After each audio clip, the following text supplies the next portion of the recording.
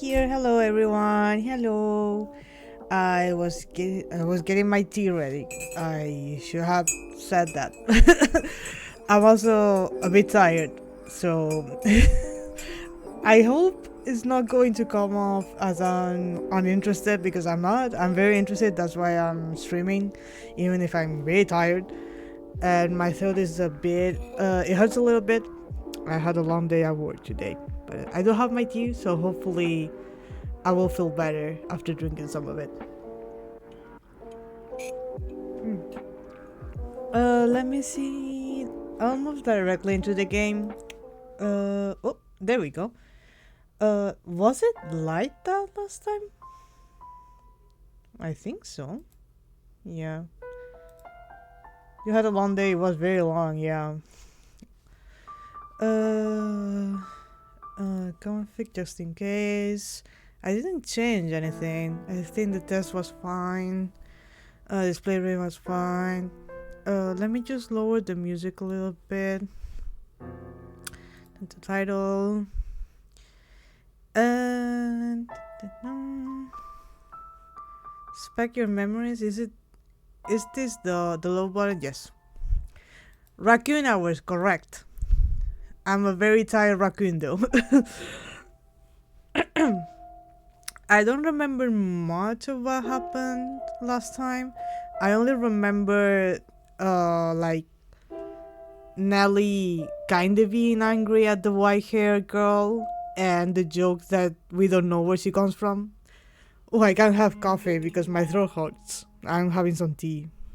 But thank you, Lila. I'll try and stream at least for an hour. But I'm not making any any promises. Because it is starting to rain, and for some fucking reason, it says that it's going super slow on my end on OBS. So the stream might just die on me at any given point.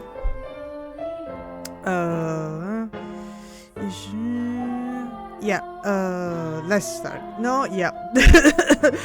Yeah. It's like going on red and then on yellow for 2 seconds and going back to red, so. Despite his near devastation by Nelly's news, Mel's flaxen eyes continued to wander in hopes of catching sight of the girl. Alright, he was looking for the white-haired girl, right. By now, it should be quite obvious to you what Mel was feeling. Yeah, heterosexuality. I've had weird Wi-Fi issues since like Sunday. Yeah, it's here we're having a lot of bad weather too, so it doesn't want to work. It wants to work against me. But the boy himself was having difficulty comprehending the things going through his heart. He's 17 at like 1600s. He should already know. Emotionally, he was horribly unstable, like a ship without a sail.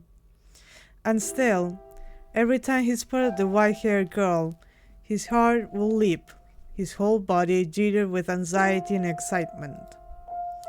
He had never felt anything like this before, and as such, he struggled to keep these strange emotions in check. Whenever he saw an opportunity, Mel would speak to the white-haired girl. Whether he hasn't been that weird though, just kind of chilling in the morning, here it's being crazy. Like, we're having snow. It's almost April and we're having snow, so we're also like at 10. It's like 10 outside. It is hell.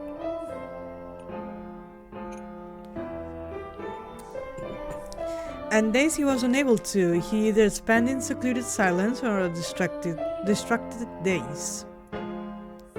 Love is a curious thing. It has the power to change those who experience it. Without love, it cannot be seen, everyone. Maybe it's an Umineko thing. When he did manage to approach her, he tripped over his tongue. Again and again, he talked to her, and again he stumbled. I imagine if you were to take him to see a romance at the theater in his present state, he will cry just as much as little Nelly. So much snow, but no snow. Yeah, if only I was in the Pokemon world. We cry at tragedies because we draw parallels with our own lives. At least that is what I think. Great tales of romance attain true gravity with the audience only when they are personally familiar with love. In any event, the white-haired girl, Jesus, as a result of this, visibly perturbed. She was delighted that he was being so kind to her, but confusion overpowered every other emotion. She appeared to be at a loss for what to do as he clumsily catapulted words and stares at her. But Mel did not back down, though he probably knew not what caused such fiery emotion to erupt from within his breast. One's first love in particular tends to burn like a wildfire. Are you familiar with the sensation, Master? Not really. Oh?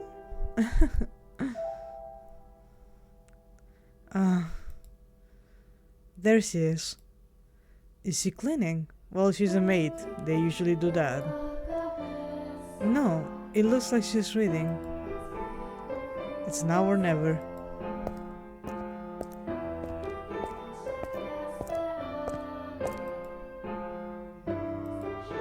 Oh, she spooked her. She spooked her.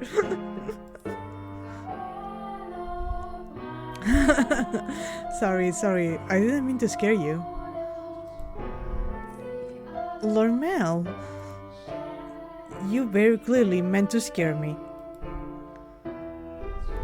Because you just wouldn't notice me. What are you reading? You look pretty engrossed.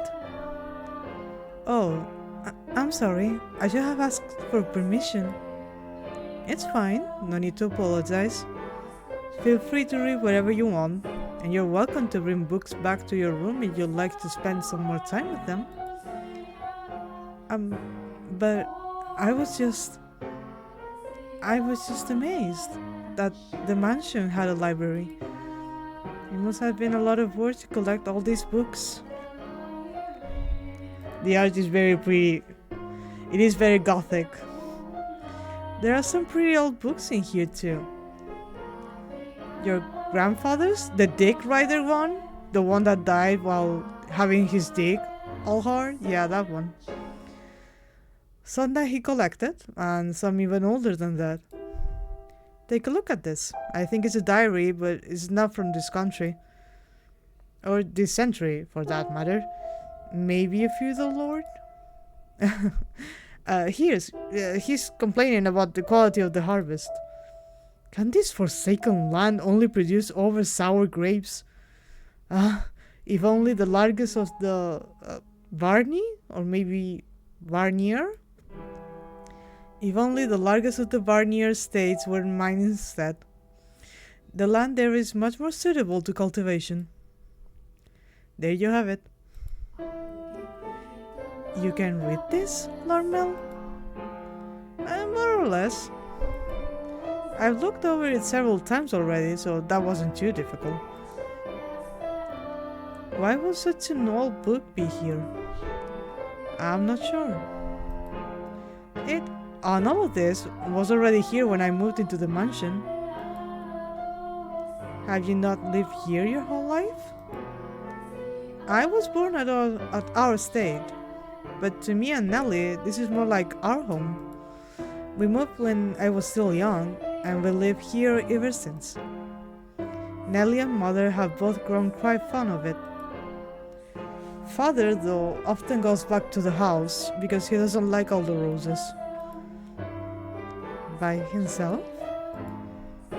Yeah, well, sometimes Mother goes with him, but for the most part, he goes alone. But don't get me wrong, it's not because they don't get along. In fact, they are more like teenagers in love than grown adults. Damn, I nearly thought the BGM was gonna be Claire Deloitte. It was very popular back then, and it is still, I guess. It almost makes me sick having to watch it. It is a wonderful thing to be so close, no matter how old they may be. True, but still. There are those in the world who cannot be with the ones they care for as much as they may wish. Is this a homosexual saying? Are we seeing the homosexual shine through? I'm sorry about that. It's just the piano. The Claire de Luminance is just the piano. um. Oh, that's right. The book. What were you reading? I wasn't exactly reading. I can't. I do not enjoy reading lots of text, so I was looking at the pictures. Is that so? You seem very cultured, so I thought you would be partial to reading. Perhaps you're actually more like Nelly and skew your studies? Yes. I wouldn't have guessed. But you like looking at pictures. I do. What else do you like? What? What do you enjoy doing? Can we ask her name? Like, instead of asking her what she does for a hobby? What kind of word was skew? I don't know. I think it's skew? Is that the right word? I don't know. It can be anything. I enjoy being told stories. Stories? Yes. When I was young, my father would tell me tales. What kinds of stories did you like?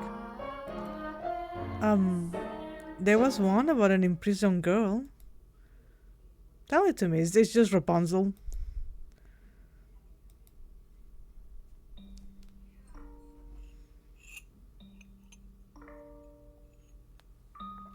Once there was a girl, and she was locked away in a mansion deep in the forest. A mansion with only one window. But the window sat high upon the wall, far beyond her reach. So it was always very dark inside, unlike this mansion. However, the girl did not like the outside world. There were lots of scary things out there after all, so it is Rapunzel. Though she might have been all alone in the mansion, she grew comfortable with the darkness in time, so she had nothing to be afraid of. And then, am I doing a good job? You're doing fine. Keep going. What happens next? Okay. And then the girl grew up. By then, she had already forgotten why she was locked up, but she was content with the darkness. However, her eyes couldn't help but be drawn to the little bit of light that spilled through the one window. Though she was comfortable in the darkness, the sight of the light made her heart race. At first, the girl thought it was because she found it unpleasant, because she disliked the light and the outside. But slowly she came to realize that she was curious about the outside world. What could be happening out there? For all she knew, the town, the forest, the people, all of it could have changed while she was imprisoned in the mansion. But she had no way of finding out. So the girl decided to write letters and throw them out the window. What began as empty grasping became routine, continuing for several months until she was finally ready to give up. But then a beautiful white dove flew in through the window. Tied to the dove's leg was a letter. Her heart racing, she read the words contained within. It seemed to have been written by a man. The letter contained numerous questions for the girl. It also said that if she attached her reply to the dove, it would bring the letter back to him. She was astonished, but she wrote him back anyway, taking care not to mention where she was. After having exchanged letters a number of times, the two felt very close to one another, as though they had known each other for many years, despite having never met. And eventually, the man said he wanted to meet her. Indeed, the girl was unsure what to do. Should she tell him how she lived? Should she reveal where she spent her days? She was afraid if she did, he would cease to send her letters. She was sure he would leave her to be a young lady of noble blood, and not a girl locked away in a house deep in the forest. The girl could not bring herself to write a response. She released the dove through the window with nothing attached to its leg. And yet, it returned with another letter written in the man's familiar hand. "You must surely have a great reason for your silence," it said. "I would like to know what reason, and I would like to help you. No matter what it may be, you have my word." She deliberated. Though his letters were kind, she did not know this man. Stranger danger. He was from the outside. Will he still treat her the same way when he met her? And did she even want to step out into the world beyond? What do you think she did? He wrote a letter and agreed to meet him, right? Yes, she did.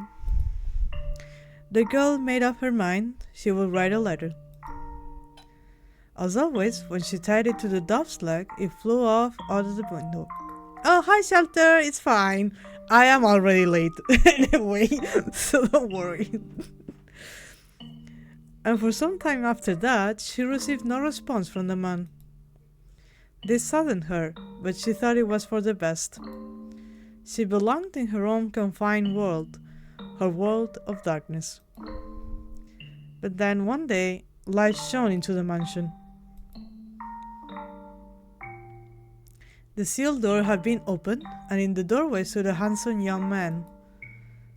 "I have come for you," he said. The man was a prince from a neighboring kingdom. When the girl stepped outside, before her sat a magnificent carriage, the lights of which she had never before seen, accompanied by many servants. The prince, kind as in the letter, swore his love to her, and the two lived happily ever after. How are you all? A bit tired and a tiny bit sick. How are you, Shelter?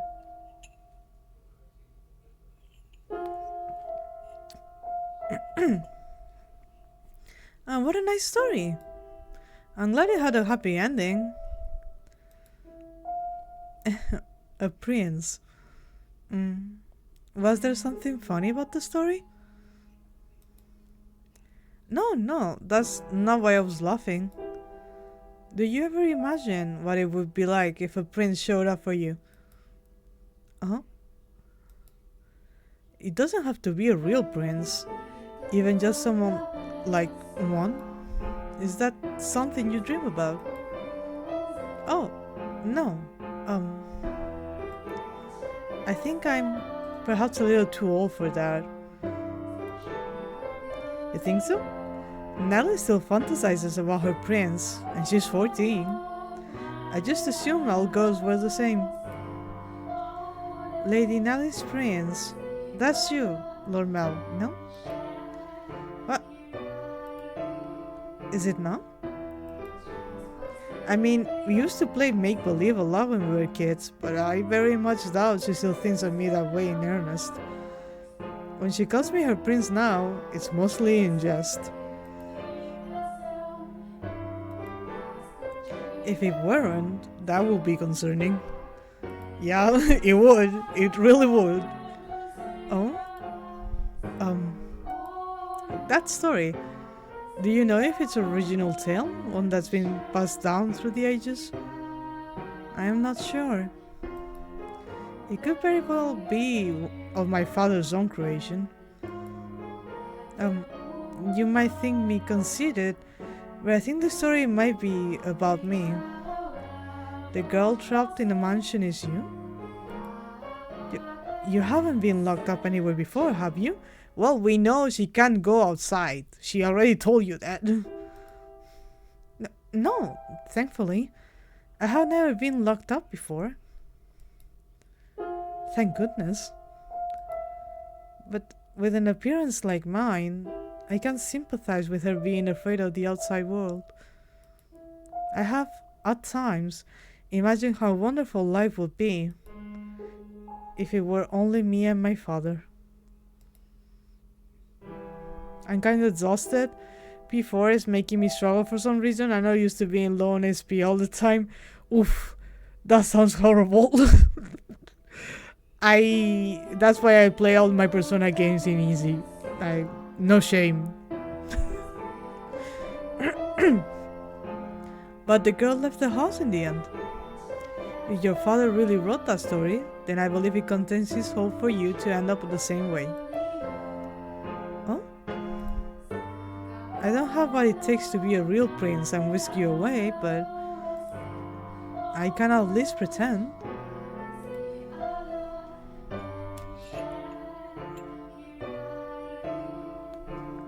So if it was your father's wish for you to see the outside world, then surely there's nothing wrong with you getting out and experiencing all the scenery that world has to offer. She already told you that she can't go outside. What is it clocking with you, Mel? I want to see the outside too. Or, to be more specific, other countries. So, if you liked, Oh, someone's running. Could maybe go see distant lands together? Ah, dearest Mel, I've been looking all over for you. Nelly! Look at this, dearest Mel. Mother bought me these wonderful gloves to wear on walks. The roses embroidered on the wrist are just precious. Oh my, you're right. They are beautiful. You appear to be dizzy, Lord Mel. Are you feeling unwell? No, I'm fine. Wait, are they having a decent conversation that I'm mentioning a Strange Grams episode? They did mention Grandpa at one point, yes. But it was like in passing. Mel was feeling frustrated at his inability to convey his feelings to her. Let's be honest, you don't even know her name. Like, what do you mean to tell her how he feels? He didn't even ask her what's her name. At least not in front of us. And as his frustration built over time, he developed, I suppose you could call it, a severe case of lost sickness. For several consecutive nights, he had been afflicted with a peculiar sensation. A presence in his bedchamber. Is it Grandpa? Oh. Death? So it is Grandpa. Death to the Unholy One. So it is Grandpa. Death to the Heretic. So it is Grandpa. What the hell? Death to the Witch. That is no longer Grandpa though.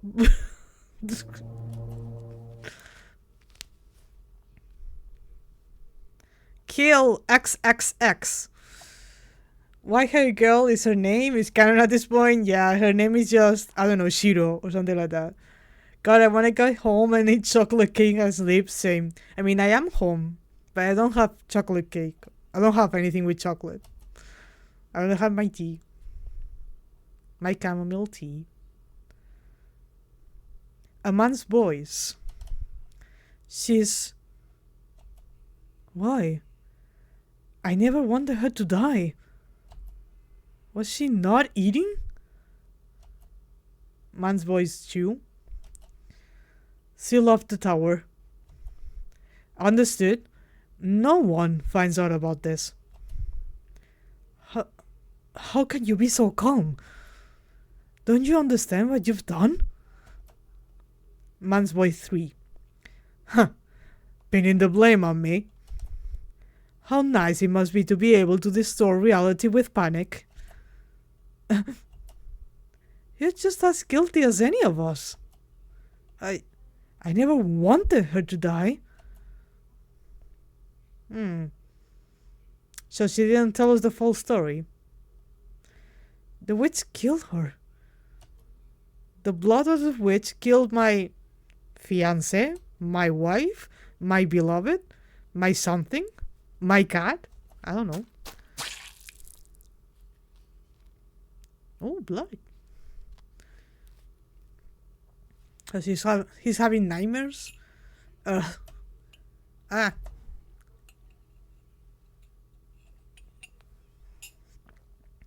A dream? Yeah. What was that dream? It was horribly unsettling.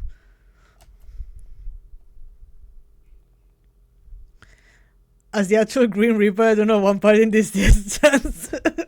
Who died? The witch, I guess. Markiplier voice. Blood. I was holding someone. A girl I cared for dearly, in my arms, and she was limp. It was almost as if she were dead. So you killed a witch? I've been having a lot of really unpleasant dreams lately. I can't stop shaking. Why would I have such a dream? You're reading weird things, I don't know. I feel sick. Well, drink some water and go to the bathroom and you'll feel better. Back to sleep, I guess. Oh. Back to dreamland.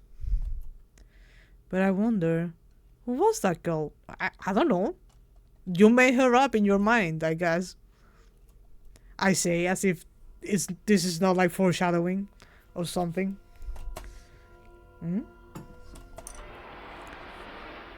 I can sense someone standing beyond my door. So it is Umineko. Did you leave a scorpion charm on your door handle so the witch cannot get in? Is someone there? Yeah, me. Let me in. It's like they're watching me. Is it just my imagination? Well, you did do this thing to the white-haired girl and the maid, like 2 weeks ago, so I can't move. Oh, so it's just your paralysis demon or whatever. Your sleep paralysis demon. What do you want? Go away.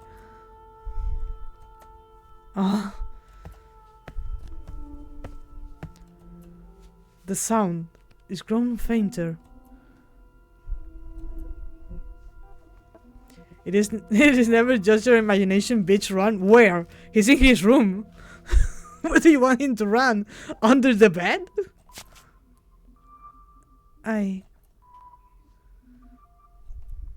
Is that truly what your story meant?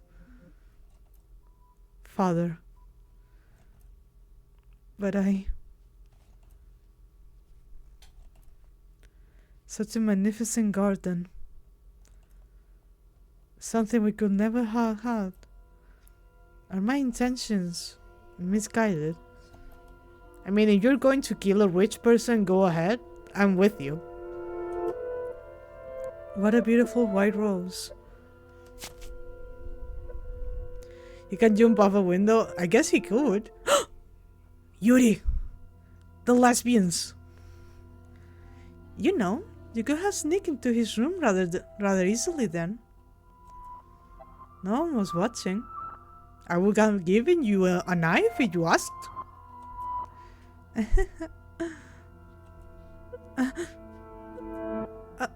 How long have you...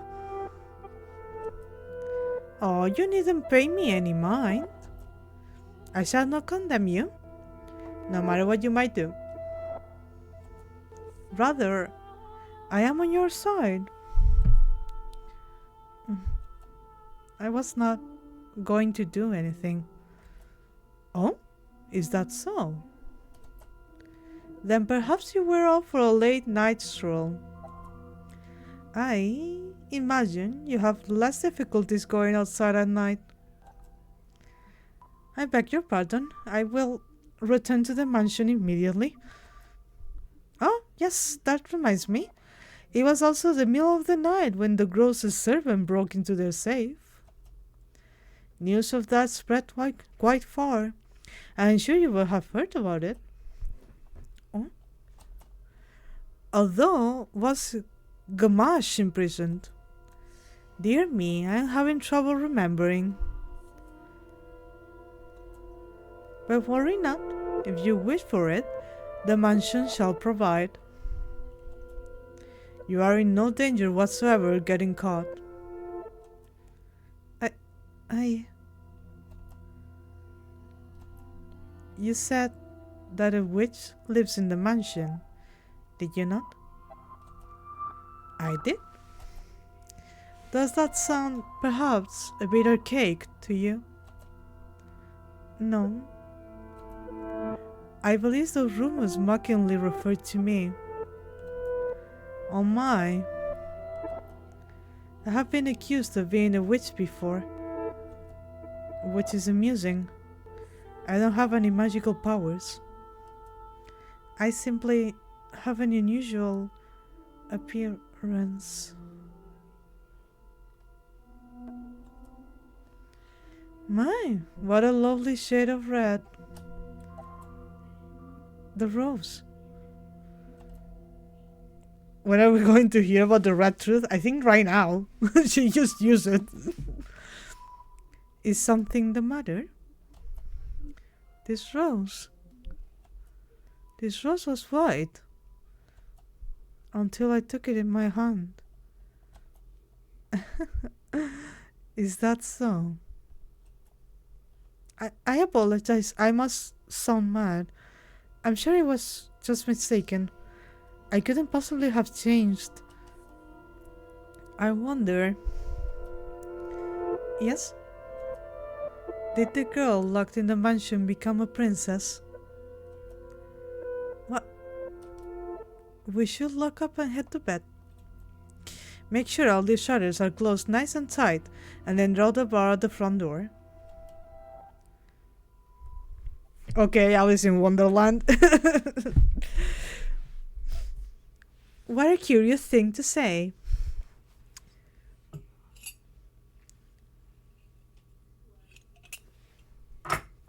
Ooh. I hate my nail polish. Slowly but surely, time tracked onward, everyone working towards their own individual goals. Each early summer breeze that blew through the garden was like God's hollow breath, carrying the flowers' fragrance in through Rosemary's windows. If only time could be stopped at this beautiful era to live on through eternity. As usual, Mel's eyes chased after the white-haired girl, and Nellie pursed her lips in frustration at him. You could always paint the roses red. What an odd thing to say. As usual, Mel's eyes chased her, but she was still rather docile. Even taking into account how self-centered she behaved, how fickle her temper, Nellie's fits were still no worse than a playful kitten. Isn't that from Tim Burton's Alice in Wonderland? Yes, it is. See? At the very moment, our lively little feline had her claws poised to swat at the flaxen-haired young man. Mel, you promised me, or have you forgotten? I haven't forgotten, I'm just asking if we can go another day. It is? It is. It very much is. I believe it's from the first movie though. Another day? This isn't something that happens every day. I've been looking forward to tonight's performance for so long. There's nothing I can do about that. We're having a gathering at the priest's home tonight. Several high-ranking officials have come up from the mainland just for this. Who cares? I care. You know, Nelly, it doesn't have to be me who goes with you. No, I want to go with you, Mel. You've been so distant lately, dearest Mel. You refuse to do anything with me. That's not true.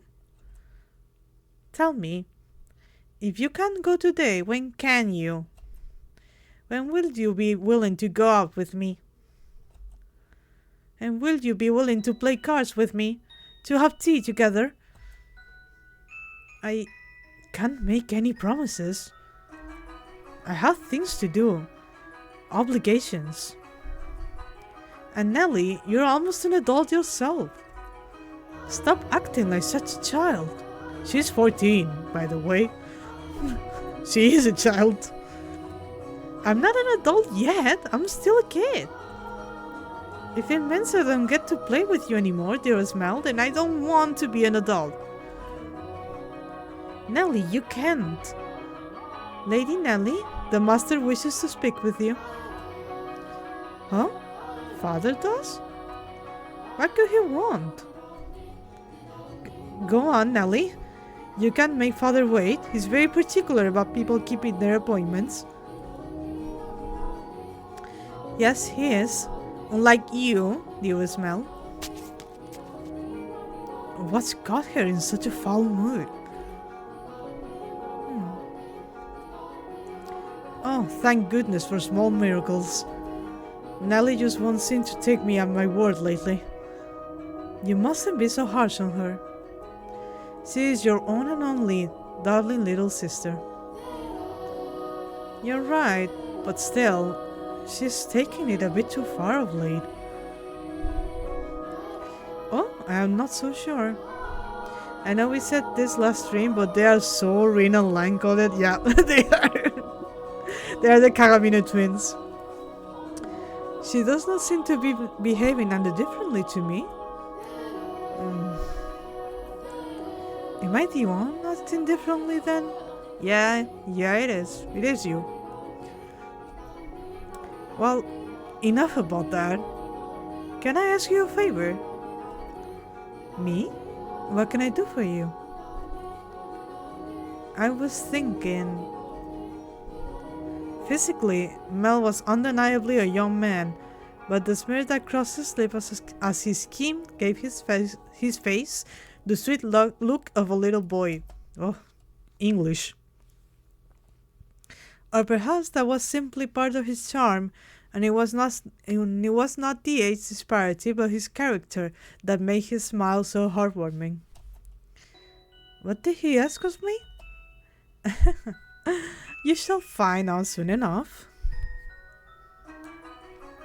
What's got her in such a foul mood? Bruh, have you never met a teenager? No. No, he hasn't. He only knows his sister. Oh, she's outside. What the hell? It's cloudy. Oh, okay. And thank goodness for that too. Though it would be even better if it were even darker out. I believe the textile shop was around here. Ah. Hi there. Lord Mel. Fancy meeting you here? Yeah. What a surprise. So, what do you say we take this chance and go for a little walk? Since you're sensitive to the sunlight, we can keep our eyes out for shadowy areas as we go. And if you feel unwell, just let me know. I was sent out to run an errand. Don't worry about that. Well, it is her job, so... Come on, follow me. You might get her kicked off if she doesn't do her thing. At least talk about something, Jesus. I'm sorry. it actually wasn't an accident that we crossed paths? Hmm? I planned this out ahead of time, as to have you sent out on a fake errand. Oh, okay. I mean, it makes sense, but again, it feels like I'm always on alert back at the mansion. I can't relax in my own house. It's actually kind of funny. She looks a bit pissed off. Sorry, that was inappropriate of me. I just thought, since the sun's mostly blocked out, it would be alright if... I'm feeling just fine. Ah. Again with the awkwardness.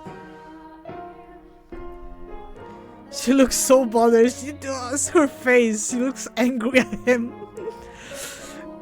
Of course, I get her out of the house and I can't even think of anything to say. Hey, yes? Have you settled into life at the mansion? I have. Everyone has been such a big help. That's good to hear. Indeed. Come on, Mel. I know she's a family maid, but that is just power abuse. Yeah. Yeah, it is.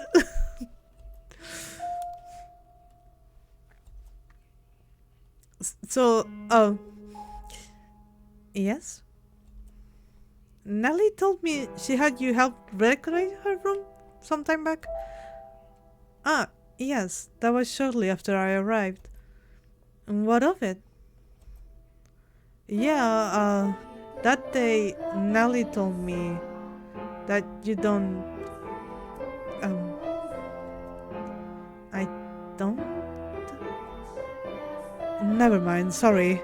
It's not important. Hmm? It is important, but I can just ask how she feels about me. That would make it sound like I... Forget sound like I do, don't I? Lord Mel? Oh, sorry, had something on my mind.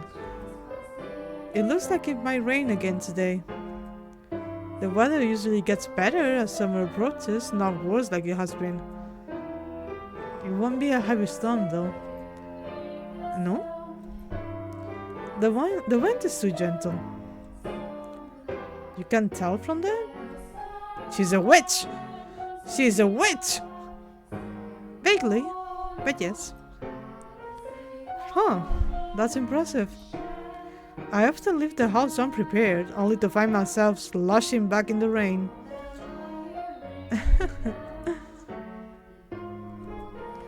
You laugh a lot more than you used to. Do I? Yeah, and I like that. You look better with a smile on your face. A smile suits Lady Nellie much more than I. What? Her smile and your smile are completely different. Also, a smile suits you as well, Lord Mel. Do you really think so? What am I supposed to do in the face of a smile like that? You don't have a problem peeping on her, abusing power just to force her out on a date, and you don't have the balls to ask her feelings, let alone her name? Exactly! Like, what the fuck? Come on! His priorities are somewhat very straight because... Jesus. So, yes? Like, how difficult it is to say, yeah, you've been working with us for a while, but I just...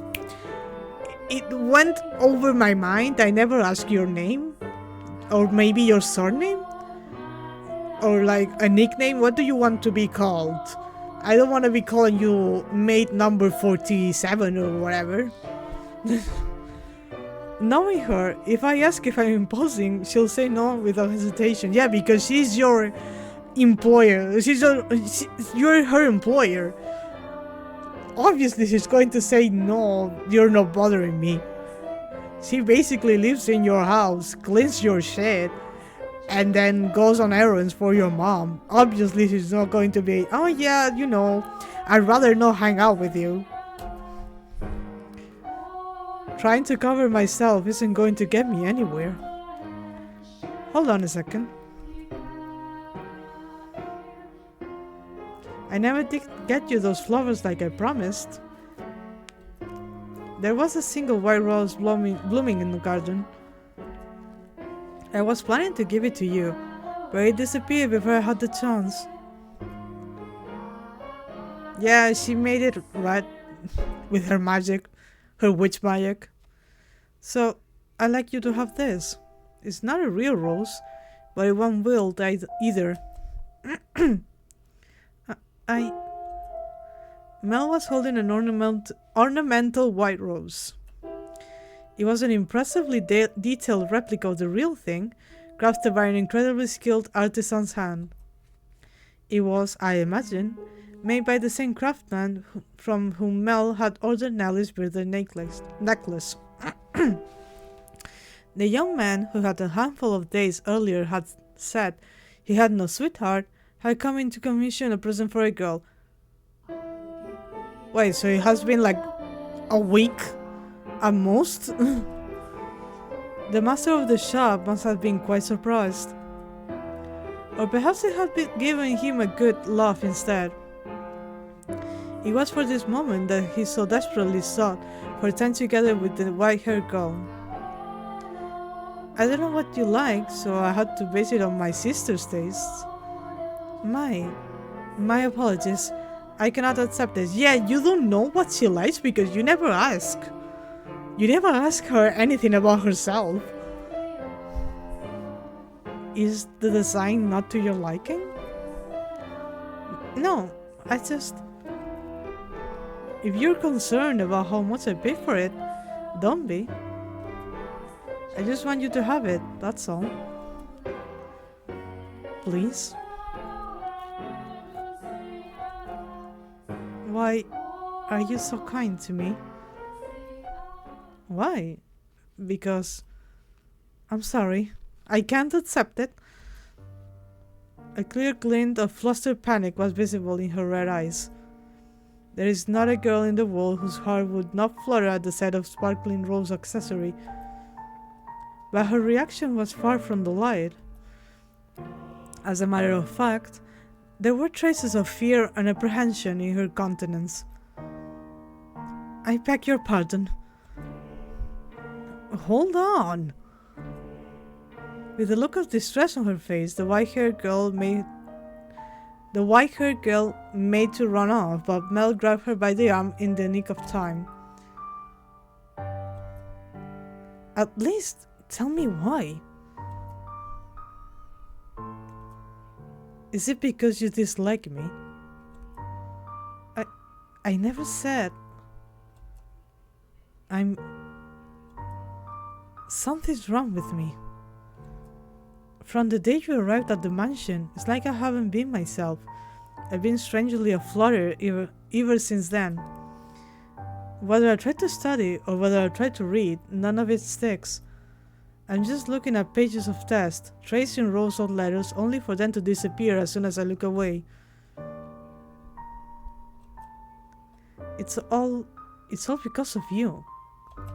I truly am sorry. Please, don't be any more generous than you already have. When I'm with you, my willpower wavers. What do you mean by that? I'm so sorry.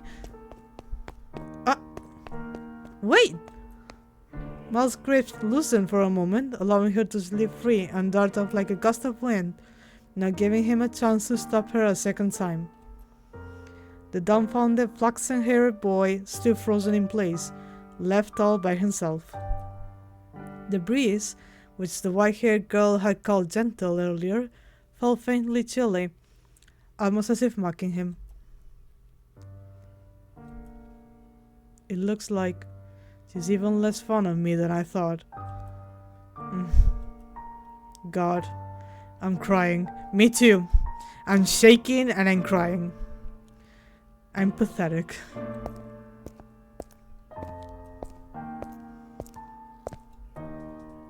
Well, if it isn't Mel, what might you be?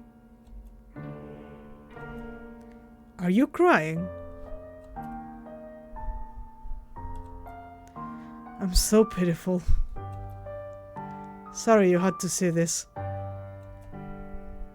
Think nothing of it. I passed by a girl just a few moments ago. She appeared to be rather distressed as well. Did something happen between the two of you? Yeah, he didn't ask for her name and then he decided to buy a very expensive rose for some reason. I wasn't good enough, it seems. The question is she trying not to have a relationship or is she trying not to kill him? I think it is more like she wants to kill him or she wants to do something to him. Because he's being too nice to her, she has like conflicted feelings about it, so she can't bring herself to hurt him. But her real what's it called? The real target was supposed to be his dad, but his dad never stays at the house at the Rose Mansion. So she just went, okay, then the air is good enough for me. At least that's what I remember from the last stream. Not good enough? That was the new maid I was telling you about before. I was, like you said, father, I was keen on her. Quite. Enough to bring me to tears like a miserable child. But she rejected me. Well, you are her employer, again. I don't even have what it takes to be a standing prince. Mel, I apologize for complaining to you about this. I'm completely hopeless. Mel? Please, don't try to cheer me up. I don't need any sympathy, No, Mel, listen to me. What? I've seen that girl before. What do you mean? But, you said she was a servant at your house, right? In which case... Yes, she is. Please tell me, father. Where did you see her? Why must you be so evasive? It was probably someone else. Someone else? You're saying you mistook someone who stands out as much as her? Well... Father... She... and a man whom I assume is her father paid a visit to the church once. They came asking for food, their clothes in tatters. The two were emaciated. I don't think they were eating daily. What? Wait a minute, are you saying... She's a beggar? But father said she came from a steam house. Which is why I said I might be mistaken now. She has a singular aspect, but it is possible there is another girl who looks similar. Deep down, though, the priest thoroughly believed the opposite. And so he said sternly, like teacher to a pupil. But you must be absolutely certain, Mel. Understood? You cannot proceed any further without knowing her ancestry. It is very important that you know, is she like her dad married his own cousin or something? Because if he did, then that's good. If he didn't, then you should never marry her, because that means she's not a noble. And this is like Europe in the 1600s. They love marrying cousin off to each other. May I visit the church, father? By all means. In the back of Mel's mind, a vision of the night of the storm, the night the white-haired girl arrived at the mansion, was surely replaying. She had been wearing little more than rags and covered in grime. Hardly the appearance of a respectable young lady of class. Let me have some water. My throat is giving up on me, and it's only been an hour.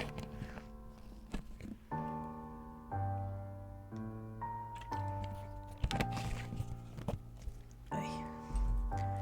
Let me just save. Yes.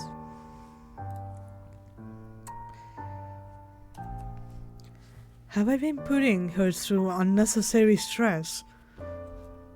If she actually turns to be nameless, to be rankless, no matter where she comes from, my heart is decided. I will not fool myself about how I feel any longer. I know there was a common practice, but still, disgusting! Brother, ew! But yeah. No, I cannot fool myself. But how does she feel? Well, you never ask. You never ask her anything about herself. You only go like, oh, do you like reading? And she's like, well, I like the pictures. And that's about it. What will everyone else think? I have to find out why she was welcomed into our house. I'll ask mother or father. No, if for some reason they don't know she is an aristocratic, I'm better off not saying anything. Oh, it started raining really loudly. I can't hear it over my headphones.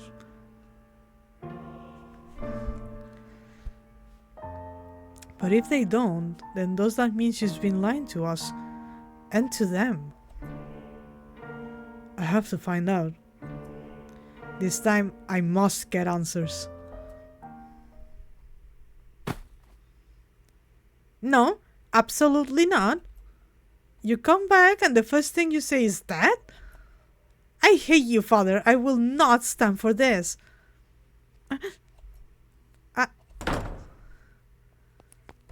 Why? Why would he just suddenly throw that on me? Or is he getting married off? He didn't even ask for my opinion, so he is marrying her off. No, I won't do it. I'm fine the way things are. I'm just fine. Dearest Mal, I need your help. I don't want to get married. Have I been putting her under unnecessary stress? Bro, you are harassing her to no stop. You might have the best quote-unquote intentions, but your actions are not so pure. They're not. Oh, is Nelly getting married? Oh, she is. My favorite is leaving me. My little girl.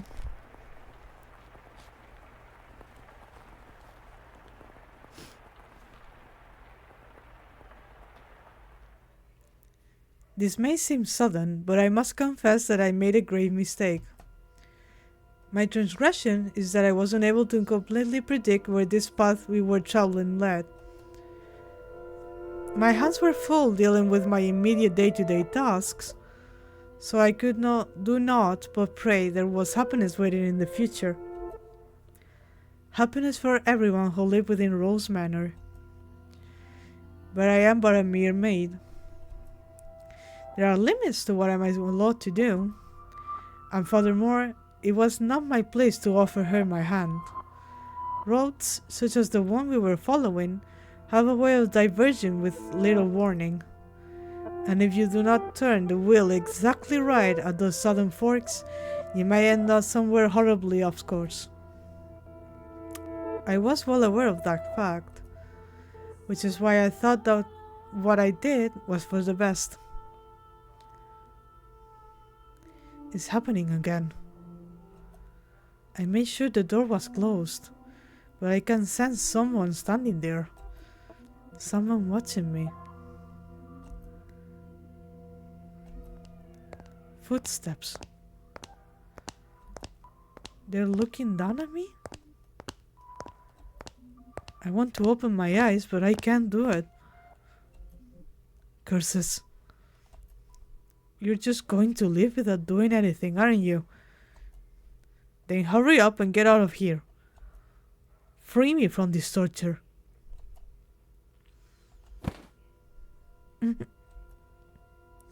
No, tonight they're on my bed now, looking down on me. My neck. I can't speak. I can't move.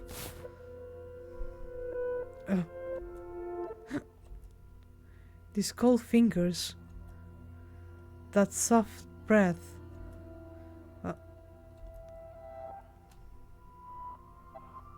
Why? I can move my body. But that's not important right now. Oh, there she is.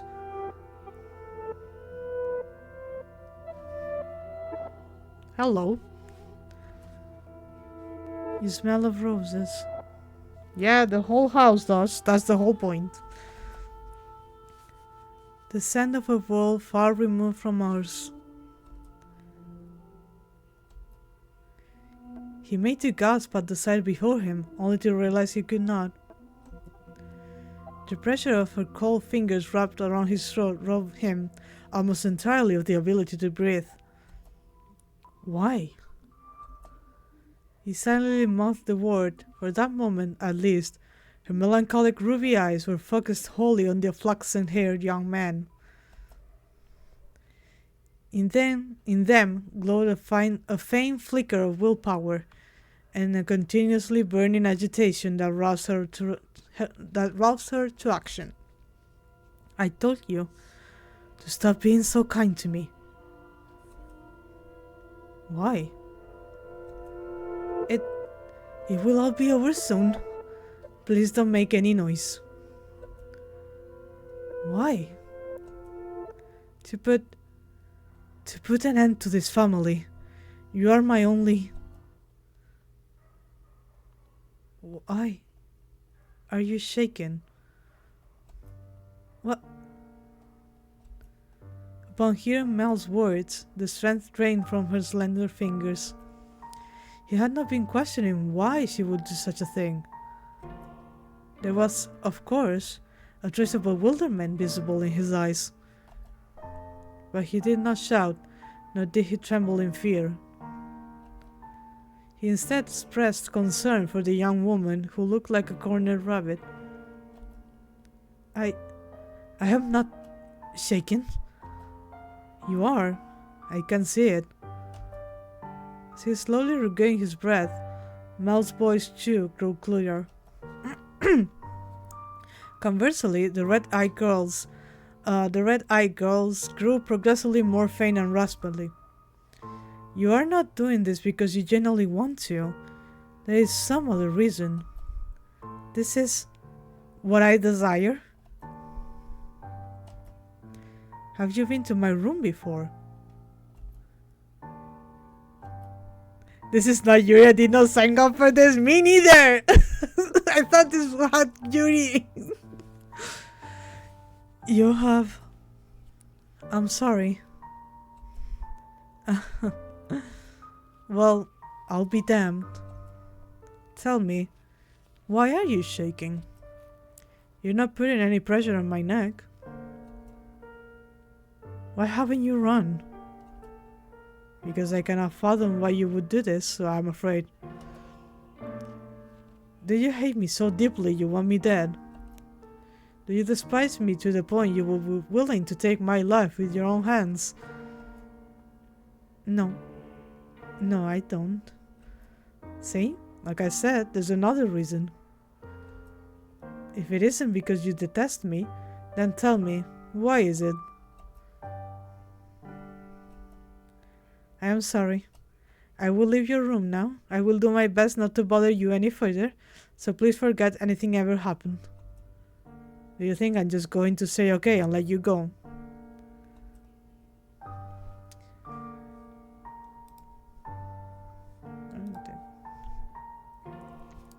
Why can't you tell me the reason? I'm sorry. Alright, then I'll try and guess. What? It has something to do with your lineage. You're troubled by it somehow. Am I right? I thought so. How do you know about that? The priest at the church told me he had seen you before. He also told me, a little about your origin, but that's all I know. The only difference between us is social rank. I don't know what would cause you to do this. Please, tell me who you really are.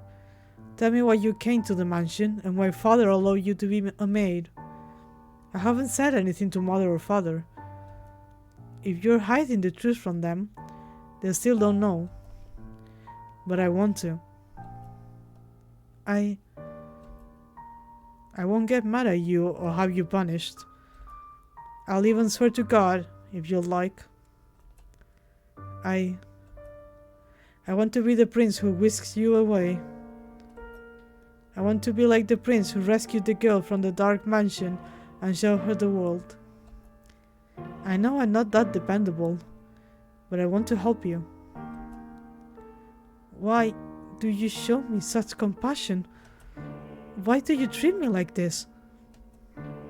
I have my hand around your neck. Why? I thought it would be obvious. Or have I not expressed myself well enough?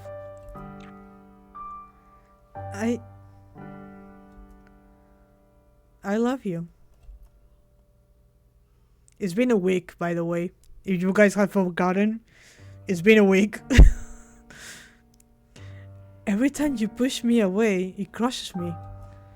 I didn't even know my heart could feel such distress. If you dislike me and don't want to be with me, then, well, I'll just have to live with that. As much as it might hurt. But if you have some other reason, some weight on your shoulders that you can't share with anyone else, tell me. I want to help you. There are other options. Things we can do about your... No, that's not it. Huh? I've tried to hate you so many times. So yes, there's more to it than just social status. But I can't do it.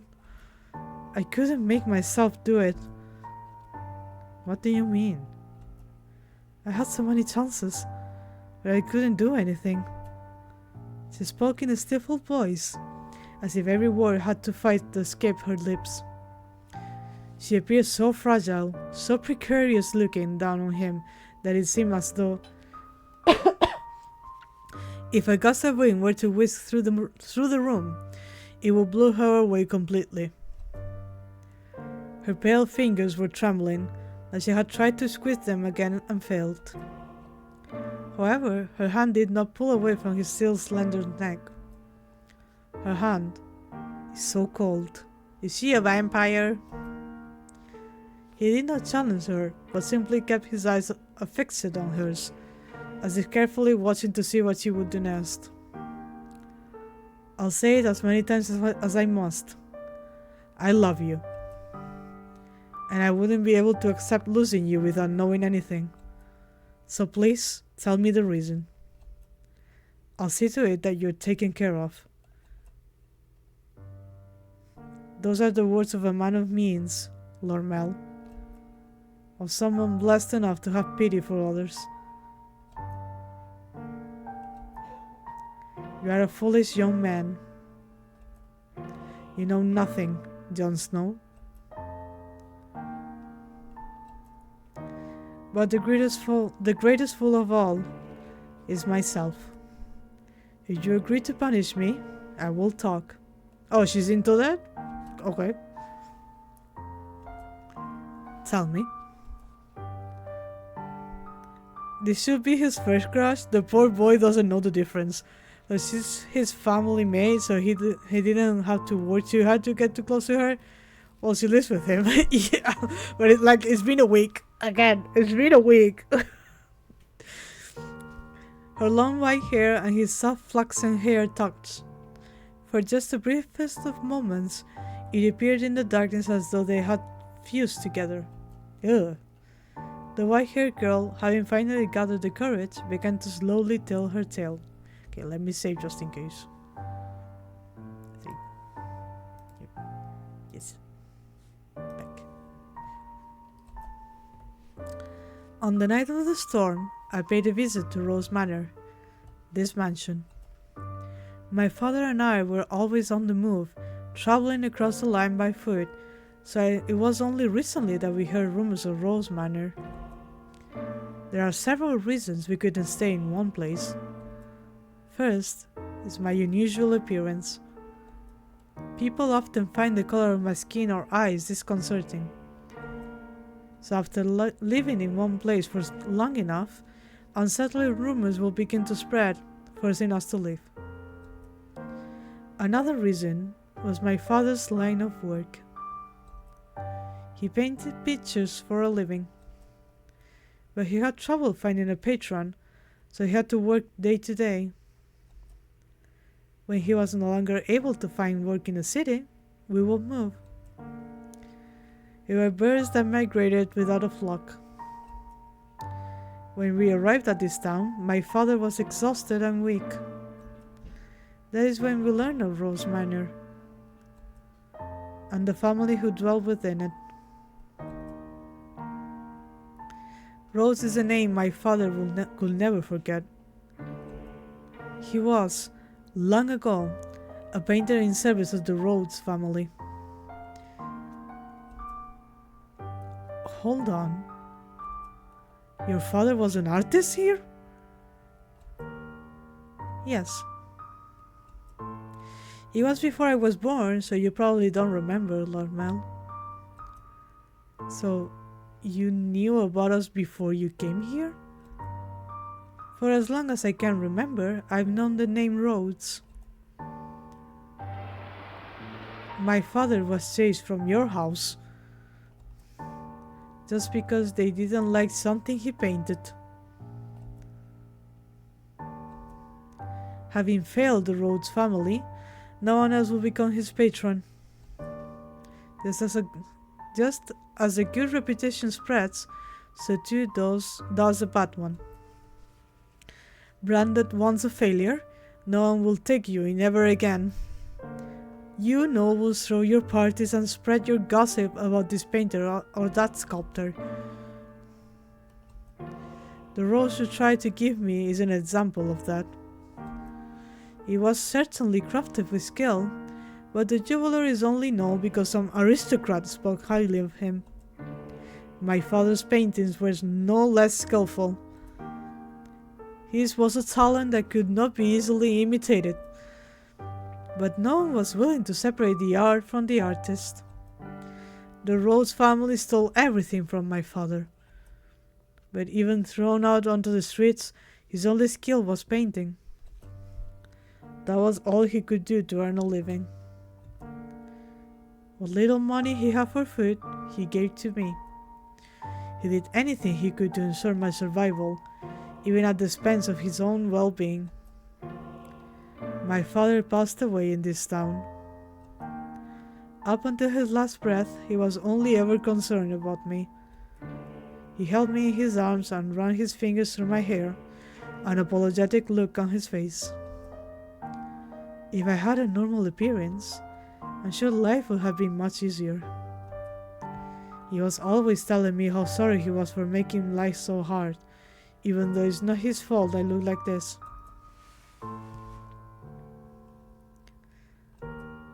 I disdained the Rhodes family for putting my father through such hardship. I imagined you were still living in decadence, acting as though nothing had ever happened. No, you wouldn't even care about the fate of one simple painter.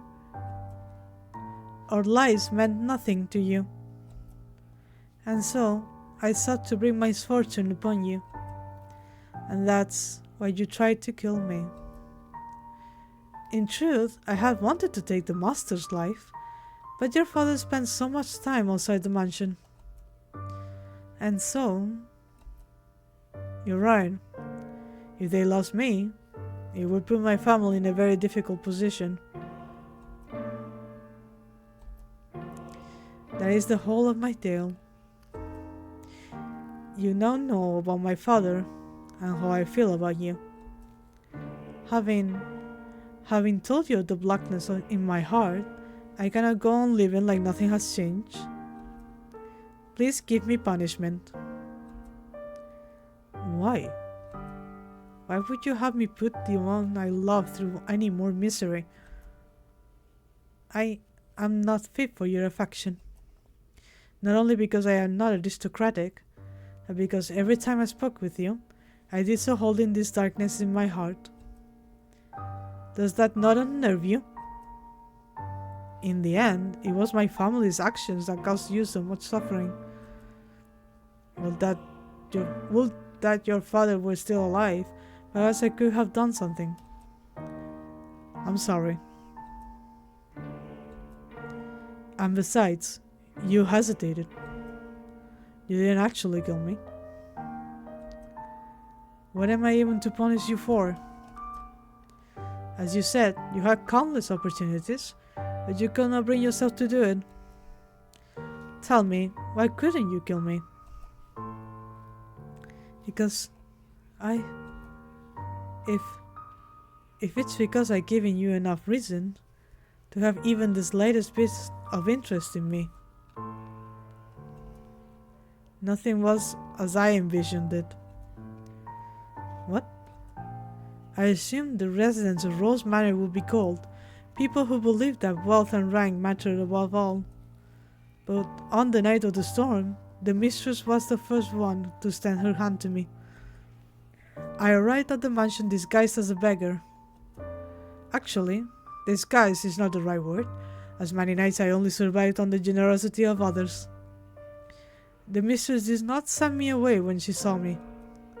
Quite the opposite. She took me in as a servant. So that was Mother's doing. I could scarcely believe she would invite a stranger into her home, that she would treat a stranger with such compassion.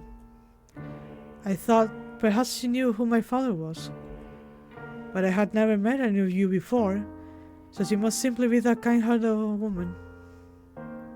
And the mistress continued to treat me with kindness, despite my disquieting appearance and the darkness in my heart. In time, I began to grow less and less sure of myself. Was what I meant to do truly right? Were the things I felt truly justified? But it was a certain fact that my father was here, and that he had been chased out. So I decided I should take your life, to put an end to everything before I wavered any further.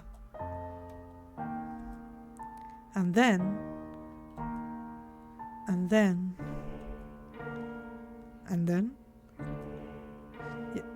You were too kind to me. It's all your fault. Because you love with such affection, because you give me smiles like that, because you say the things you say. I'm sorry. No, don't apologize. I'm so happy to hear that, despite the unusual circumstances. Please, don't say you want to leave. Don't ask me to punish you. I couldn't do anything for your father, but at least allow me to do something for the daughter he cared for so dearly. You are far too kind-hearted. I'll be happier with you around. You can become a real aristocrat. Huh? There are families that would be willing to adopt you, especially knowing it will bring them ties to the Rose family in the near future. Are you saying, as long as you're okay with that, of course. I don't understand how you could possibly say that. I have my hand around your neck, even as we speak. It seems reasonable enough to me. I'm desperately looking for some way to not have to lose you. But I couldn't. I don't know any etiquette or social customs. How could I? You can learn all of that. You're pretty and naturally graceful. You'll do just fine. Uh, um, you are such an aristocrat, Lord Mel. What? The way you can come up with compliments so easily. Only for you. Nellie says my poetry has as much charm as a dissertation. I don't understand theater. It puts me to sleep. You laughed. Thank goodness. Keep smiling. You don't have to stop. A smile on your face is a smile on mine. No matter how deep the darkness has taken root in your heart, it can always be removed. I believe people are capable of forging their own futures. What do you say? We go to the theater sometime. I promise I won't sleep through it. At the private theater, we can get seats at the far end of the second floor, so we don't have to stand. They will be pretty lavish seats, and it will give you a chance to experience the novel life. But please, don't be shy. I can have clothes prepared for you. I'll ask one of the maids who can keep a secret. Say, the one with black hair. She kind of scares me though. I don't know what I'm supposed to say. How could you show such compassion for me? I tried to inflict harm upon you. Am I allowed to feel such joy? For every day you suffered, a day of happiness. That's how it has to be. So stand by my side. He softly whispered the girl's name. Oh! He knows? Why hasn't he told us? For several long moments, her lips trembled in trepidation. But in time, she squeezed them together and made a smile. He wrapped his arms around her unbelievably slender, frail frame, holding her tight in an affectionate embrace. He knew? Yeah! I'm surprised. What the hell? Since, when? Mel approached me the next day. He explained to me the course of events, and then asked me to dress her up more beautifully than any other noble girl had ever been. She was already a very pretty girl, so even without much effort on my part, simply putting her in a dress, she radiated beauty. I was quite partial to her smile, so I agreed to help, thinking that if I would lead to her happiness, I could not ask for anything more. I never anticipated what would happen next, though. You wouldn't believe what happened next! A save. That's what happened. Perhaps my hopes were unreasonable after all. Let me drink some water.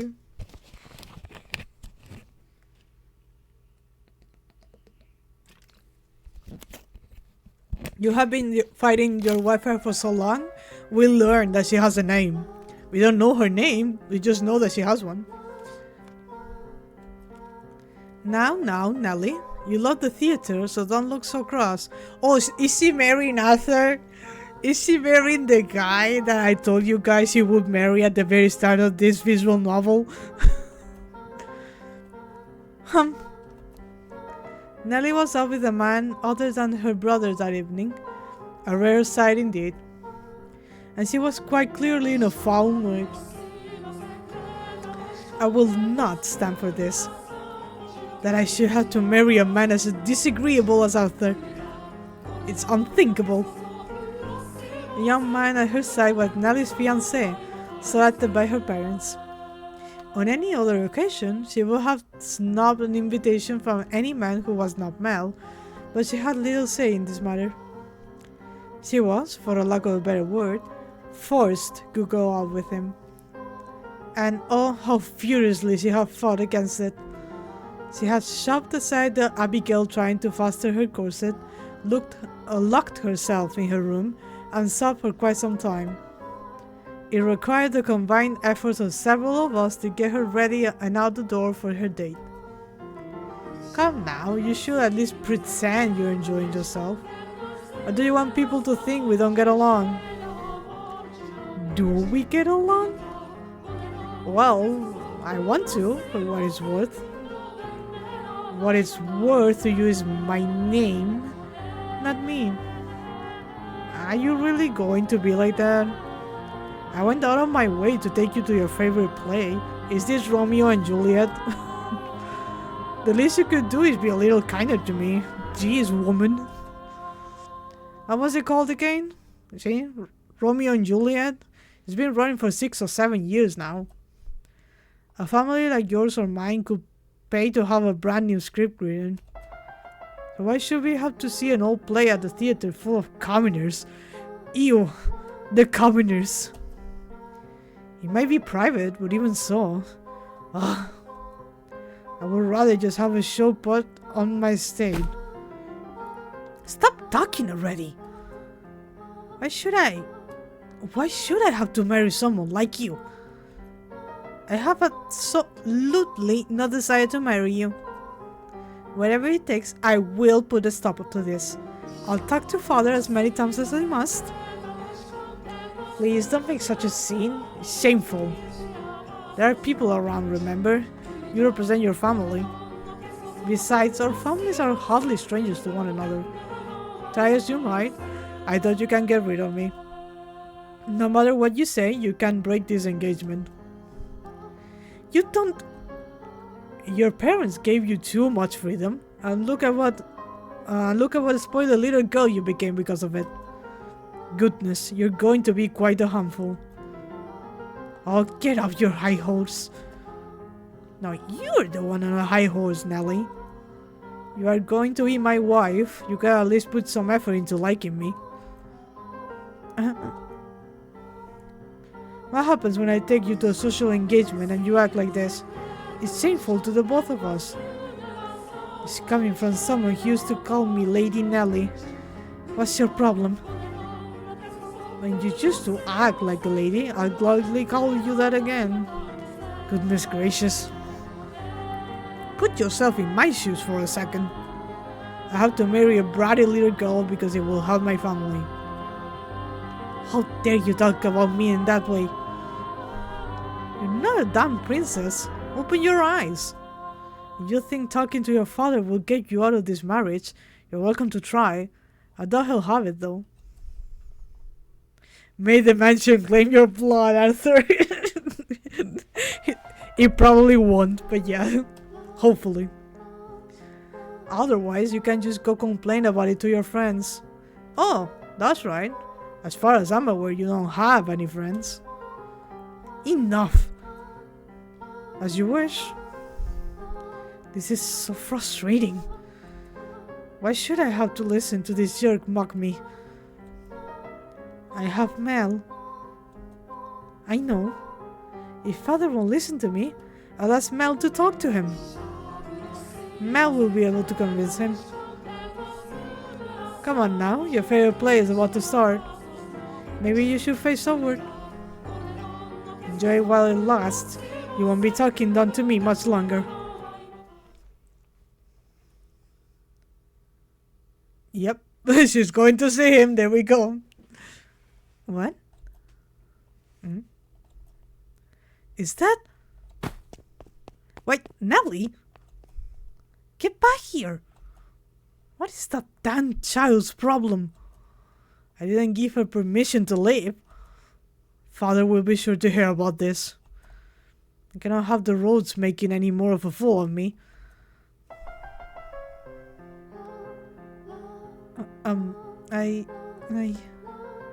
You're fine, don't be shy. But so many people are looking at me. That's because you're gorgeous. No, it's because I look strange. I assured you, that's not the case. Oh god, how much older is Arthur compared to Nelly? I don't think we know. We only know that they used to play together, so he might be around the same age as Mel is, so like 17. Well, she's like 14, so there you go. It is true you have an unusual appearance, but right now the unique color of your hair, your skin, and your eyes all serve to accentuate your beauty. You, you sound like a prince, Lord Mel. What? You think so? I mean, I did say I'd be a stand-in prince for you, but I think you're a wonderful prince. Not just a stand-in. Which makes you my princess, then. I don't... Oh, you're supposed to say, yes, I am there. You're going to make me sad. I... I guess I just have to keep working on it until you submit. Man, this is not good. Oh my god. She's still employed under you, so not good. Oh hey, the play's about to start. What am I supposed to be doing? Nothing in particular. Just sit back and enjoy the show. Oh, but there's one thing. Yes? If I start dozing off, could you maybe wake me up?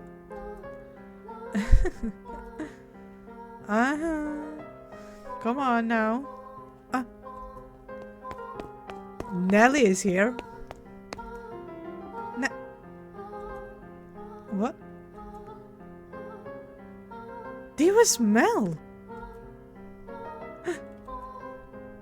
Nelly?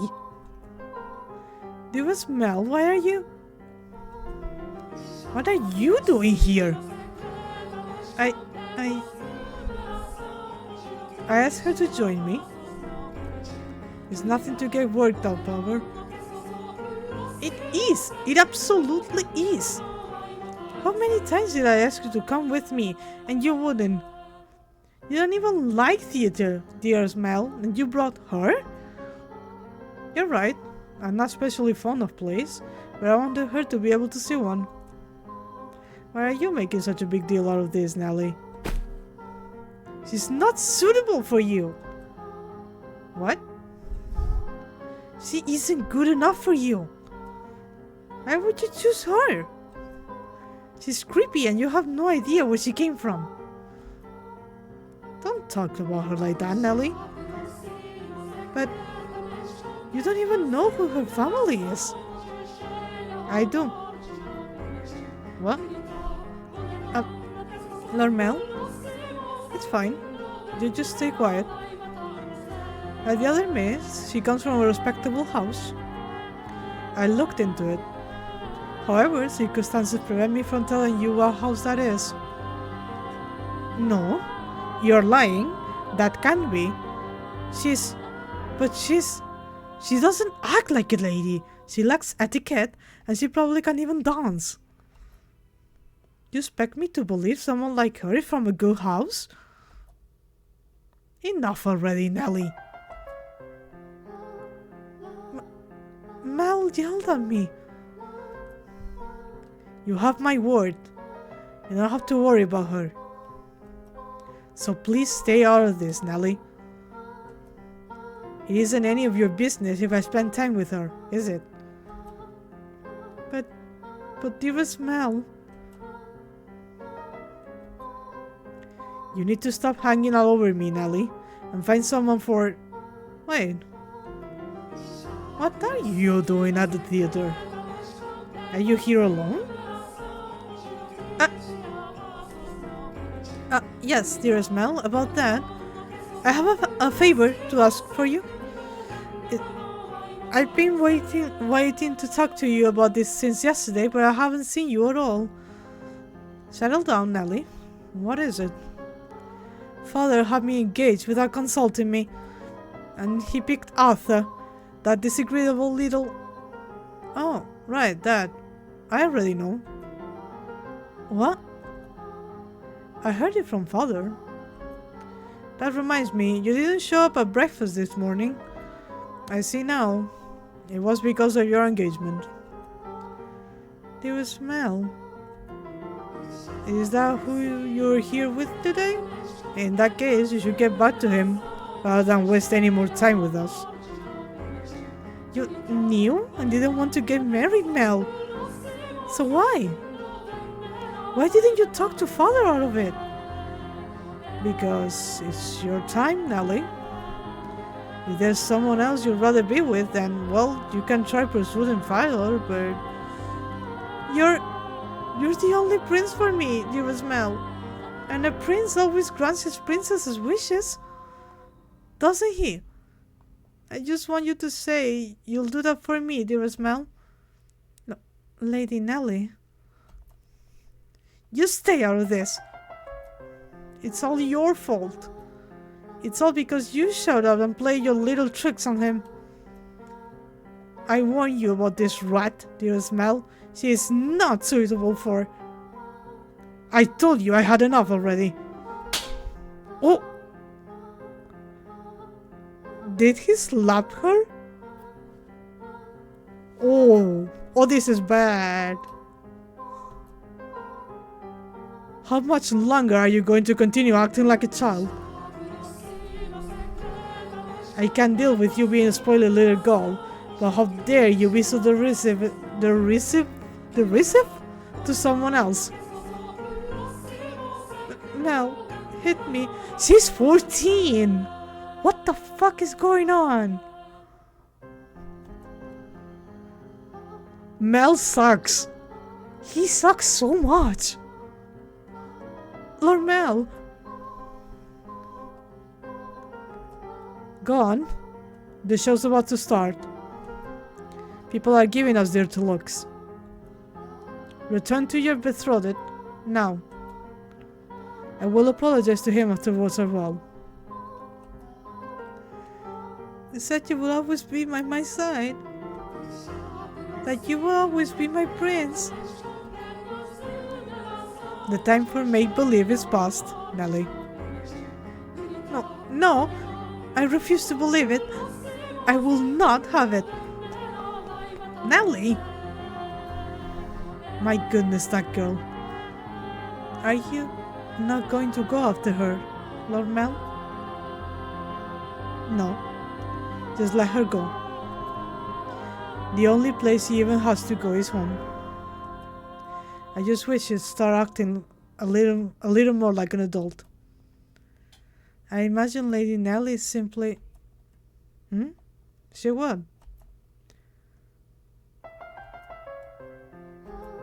No. It just wasn't my intention to keep between you. Don't blame yourself. It's not your fault we had an argument. But you two are so close. Well, yeah, we're siblings, so we're close, but nothing more. I do care about Nellie and I enjoy spending time with her. But she's my sister, nothing more. Anyway, sorry for making such a scene. Like, I understand he doesn't want Nellie to hang around him all that much, but come on, she's 14. And you all kind of fed her this image of like she's a princess, she's spoiled, and you guys are always looking after her. And then he gets one crush, and immediately he doesn't care for any woman that isn't this girl. Like, come on, your sister is 14 and she's getting married off to a guy that she doesn't like at all.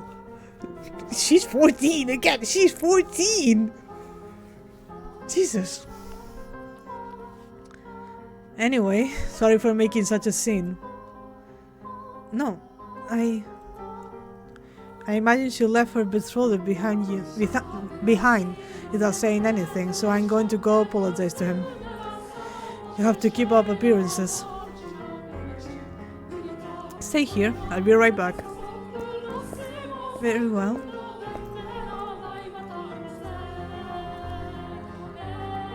Bro is 17 at best, like he's being hella immature too. Yeah, and also he will only care if this was about a woman that he likes, because this is about his sister that he doesn't really like that much. Like, I guess he's 17, so whatever. But at the same time, if this was like the girl with the white hair, that's the one who's being forcibly married to someone else, he will be incredibly pissed off. Because it is because it is his sister, then he doesn't really give a damn. He got a crush and started dating her in a week. She didn't know a thing, and she's engaged at 14. And also, he has all the maids helping him. So, because yeah, he did mention he asked the maid to get the girl address and all of that, but all the other maids surely know, because all the other maids also work for his mom. So they need to hide that she's not there some way, somehow. Master, what are your thoughts on the tale so far? I hate Mel, and I hope he dies. Which is the simplest, do you think, was in the right, Master? The brother or the sister? The sister! She's 14!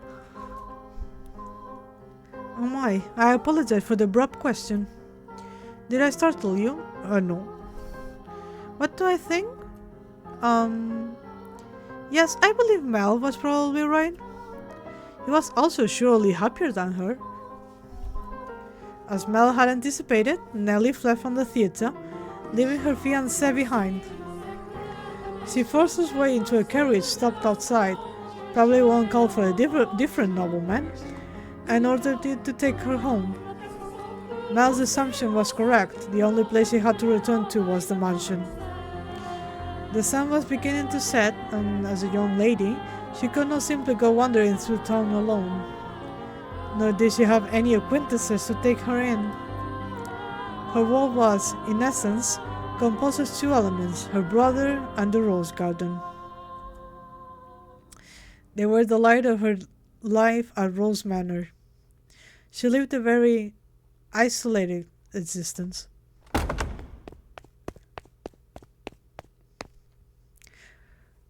We hate the guy, and this is not Yuri game, so stop it already and get to the play part. Yeah. Why are they enable Mel in this equation? Like, yeah, Nelly Grove's spoiled, but this was not the way to go about it. Yeah, well, it's the 1600s and he's a male and the heir, so he can do whatever he wants. Oh, she's crying. When she escaped back home, Nellie went straight to her room, locked the door, and began sobbing. The waves of her sorrow came crashing effortlessly over the leaves, whatever that is. Tears streamed through the cracked walls of the dams, blocking her tear ducts. Oh. Oh. Why? Why? Why won't you help me, Mel? Why won't you take my side? I'll take your side. I'll kill your brother for you, don't worry. The decor in her room appeared blurry through her damp eyes. Memories of the day she had it redecorated played back in her mind, with crystal clarity. She told me she had no feelings for you. That liar! That liar! She left her emotions run wild, breaking glass, craft forks, silver plates designed by famous foreign artisans, flower vases, all sorts of things. It was as though a beast had been set loose in her bedchamber. The vase she tossed shattered against a painting hanging on the wall, spraying water, porcelain, and roses in every direction. It was the portrait she adored so dearly, of her and her brother. And in what appeared to her like a metaphor for her life, the frame fell off its mountain and came crashing to the floor. Nellie darted over and scooped it up. The frame had broken, but the painting inside was unharmed.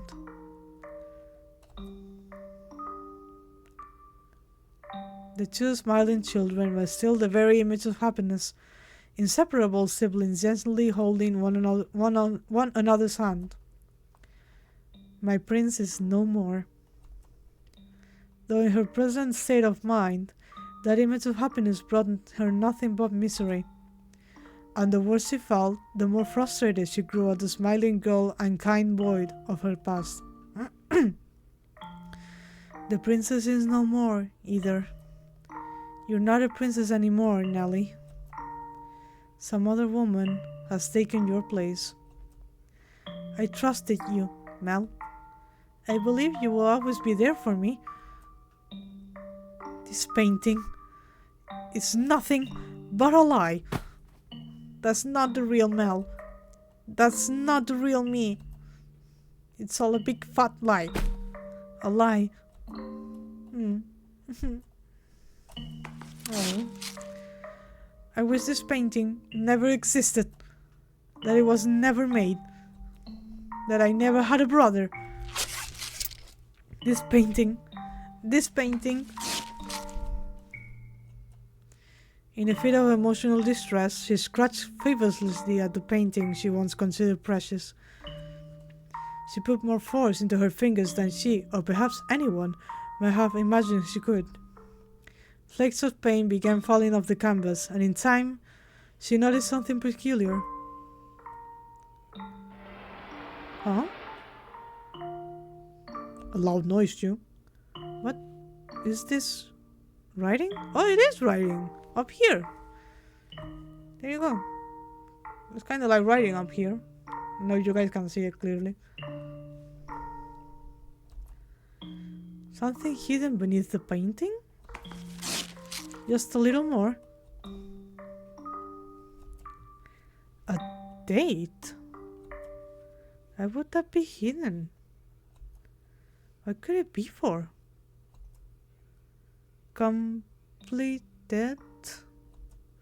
Completed May 1587? Hello? It was 1603, I believe, or 1605 when this started. Oh no, I'm missing my... What is it? Oh, here it is. So, this is for the characters page. Oh, I'm writing down this because I will forget. So, just go. I had it here. The 1600s. 1600s. Painting. Completed. May 1587. What? 1587. She read aloud the faded, scratched up handwriting. After staring blankly at the text for some time, the color in her face began to drain. What is this? How? How could this have been painted 16 years ago? I wasn't even born yet. I might have been just a baby. Is this not me? Is this not Mel? There's still more writing. Oh! Urged on by her rapidly pounding heart, Nellie furiously scratched away at the painting. Even as her clean pink fingernails were soiled with fragments of paint and blood, she did not stop. She was so overwhelmed by trepidation that she could not stop. She had a horrible premonition that something was about to happen. Something indescribable, incomprehensible. This is how I envision your son and our unborn daughter might look several years from now. So, okay. Let's just take a moment to read this. This is how I envision your son and our unborn daughter. So, is this the painter? Your son being the ladies, Mel and Nellie's mom. So, her having Mel, who will have been 1 year old, and then the painter who did this painting, because if I remember correctly, the white-haired girl did say that he was kicked out of the house when before she was born. So our unborn daughter might look several years from now. Is that supposed to be the white-haired girl instead of Nellie? Did she have an affair with the painter, and is that why he was run away? He was kicked off. Am I cooking, chat? Am I cooking? Or am I just tired? Probably. It kind of sounds like it, doesn't it? Our unborn daughter. The thing is, how did he know that she was having a daughter? Because it is the 1500s. 1587. You're cooking incest and you're probably right. At least it sounds like it, yeah. Because it is a very specific choosing of words. Your son or our unborn daughter. So somehow, because we did see the girl turn the flower from white to red, maybe he was also a witch of some sort? And she did recognize her after she had it. She had the girl, the white-haired girl. So she recognized her as her daughter, and that's why she accepted her into the mansion. I'm cooking. My brain. I have predicted it. Your son, our unborn daughter. So this was a painting of the future. Then it really is of me and Mel. Is it now? Is it? No. Use your head, stupid. I'm only 14. 16 years ago, I would not have even been inside Mother exactly. But someone else was about to be born. But then who is this? Who is that holding Mel's hand? Who is that with my brother? More, there has to be. Oh, ow! Found it! There's more writing. Oh! More lore? I have to know what this is. Calm down, Nelly. It's nothing to get worked up over. I'm sure it's nothing. Calm down and read. There's nothing to worry about. If our unborn child... This is what the writings on the painting said. Oh! If our unborn child does not have your hair color, then you will probably not be able to take her in as your own. I will be punished, and my life made miserable. So it is the painter! It is her! Oh, the organ is cooking. And so I pray that this child might have flaxen hair. But she didn't! She has white hair! Oh my god, they're half siblings! This is fucking... It is incest! Though, is it a sin to wish she has in her a trace of me? Is Nellie adopted then, or is she is their sister? Like she is fully Mel's sister, but she is also only the half sister of the white-haired girl, the same way Mel is the half brother of the white-haired girl. That is what I'm seeing with my brain. Though, is it a sin to wish she has in her a trace of me? I do hope it is a girl. The painter did tell her that this was all his fault. That he made her like that, so it was his fault. And she was like, don't worry, it's not like you could decide how I look like. The thing I don't know if I can make the test go back. I don't think so. But if we think about it, we know that there's a witch in this house that gives people their wishes, right? So it's not like the witch is going to be like, yeah, I'm not going to do that.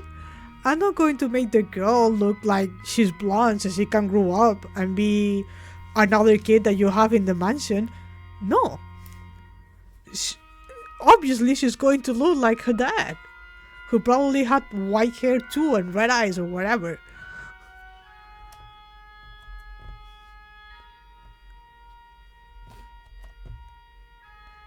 What am I reading? I don't get it. I do. I unlocked it. Someone tell me, what does this mean? A painting from 16 years ago. Hair color. Sin. I do hope it is a girl.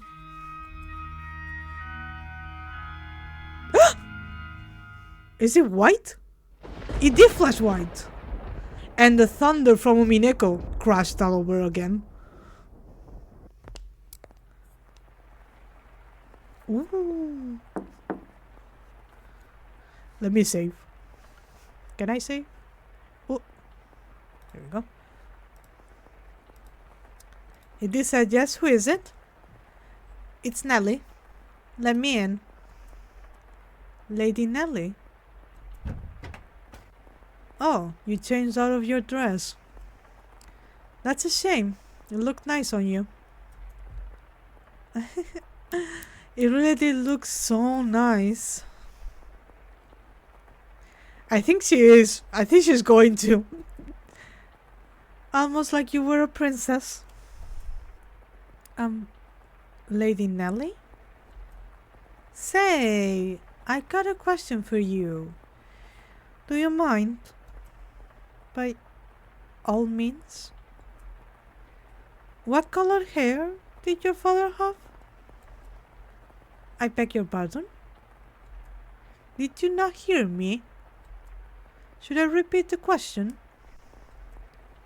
Are you fucking daft? No. I assume it would be about Lormel. I'm just so curious about where you got that white color from. My father was more tan than white, so I didn't inherit my paleness from anyone. I asked about your father's hair color. Why would you want to? There's no reason you can tell me, is there? My father, had white hair, but that was simply because he was an older man. I do not think he was born with. Lady Nelly?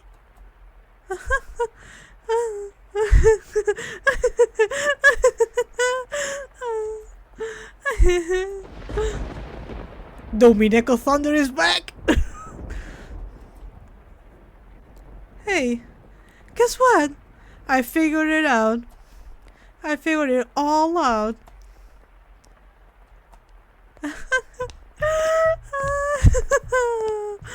And it was so simple.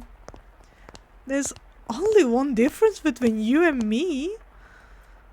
The thing that Mel fell for is... Why do you have those?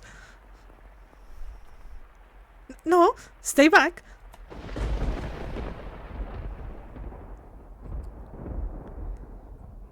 She's asking you a question. Sis! Then did she die and we didn't even learn her name? Let me save again.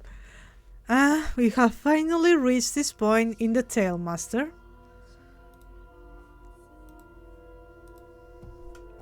Back.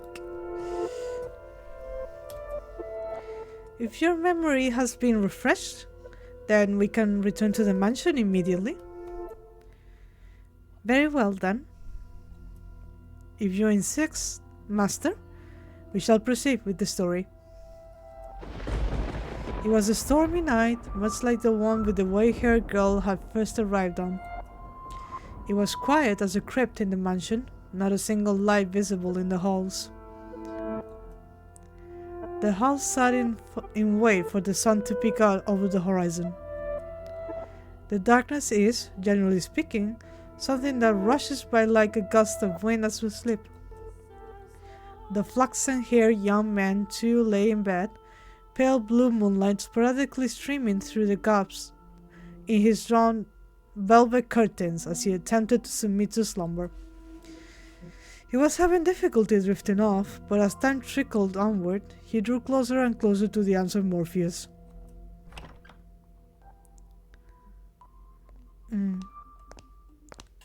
Do you think this is me kinda like reaching for the horror part, but like, do you think she might have like, first of all, killed her, Nellie, the white-haired girl, I mean, and then got like her scalp so she can wear kind of like a wig so she looks more like her because she kind of like snapped or something? It would be nice though if that was the case. It would be like very gory and gothic for some reason. Suddenly, he sensed a presence in the room, much like the one those nights some weeks earlier. Is someone there?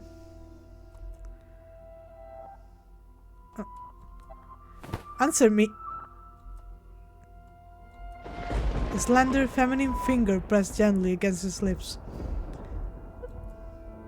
There was no hostility in the motion, but rather a great deal of affection. You're... The silhouette faintly visible in the dark room was the same as that night.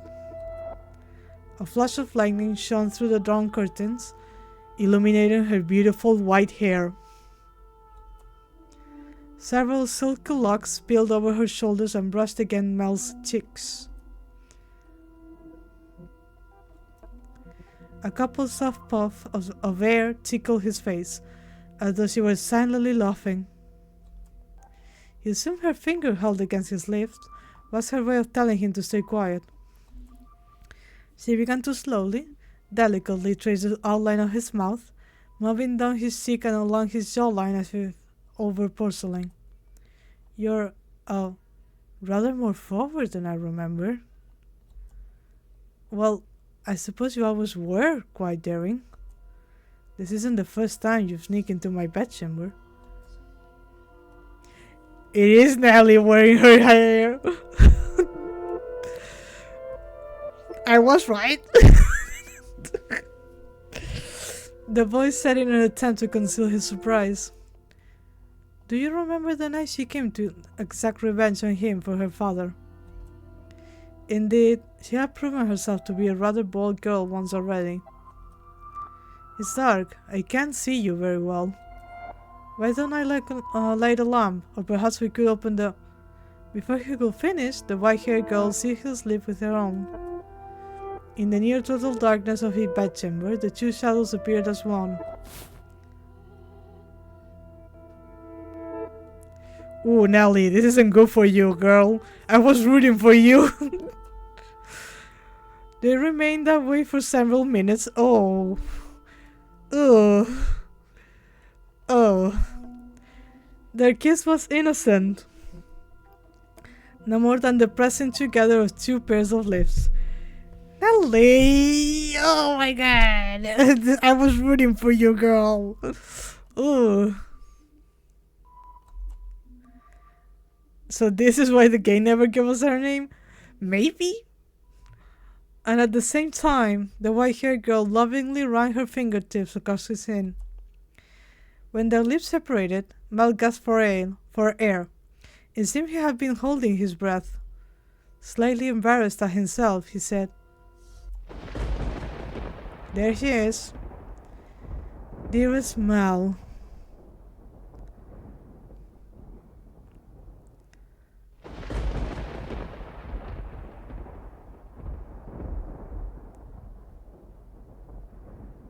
Oh, Nellie. What did you do? Oh, no. Oh, this is so bad. I was okay. with the murdering the girl, cutting her scalp, using it as a wig. The kiss though, a bit too much.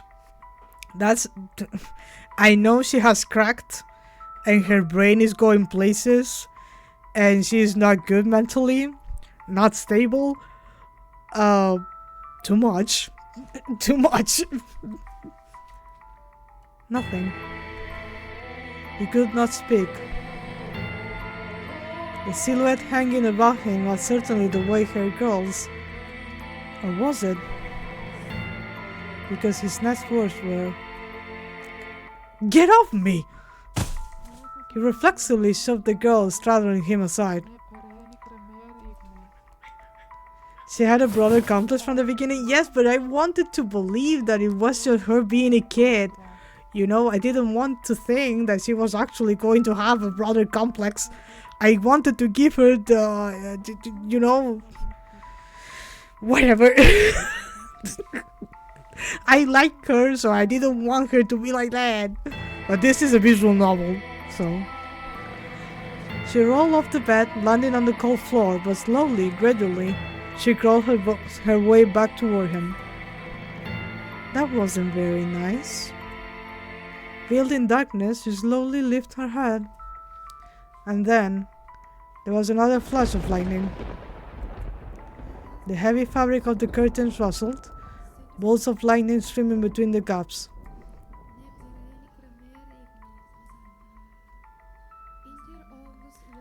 Her flaxen irises glimmered.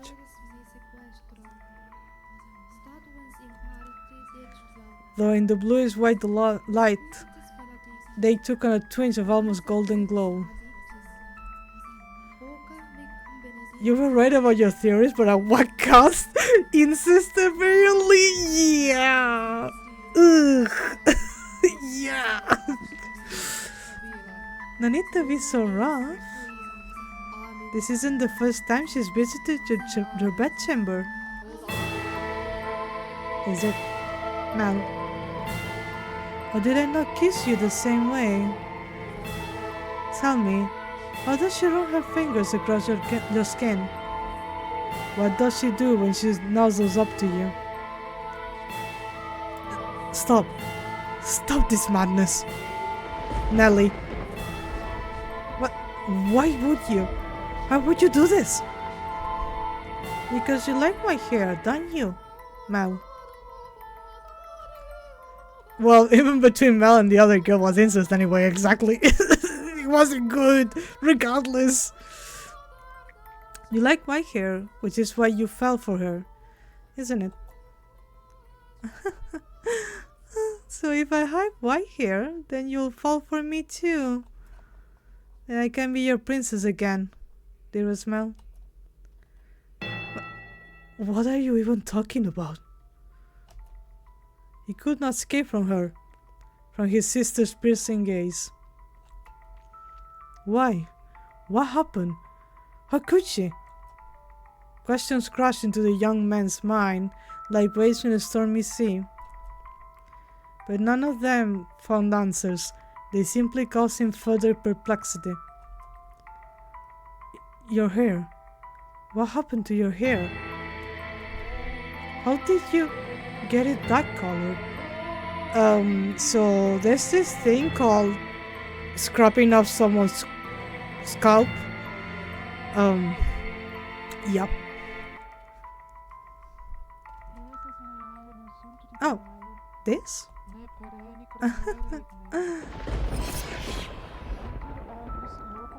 You like my wig?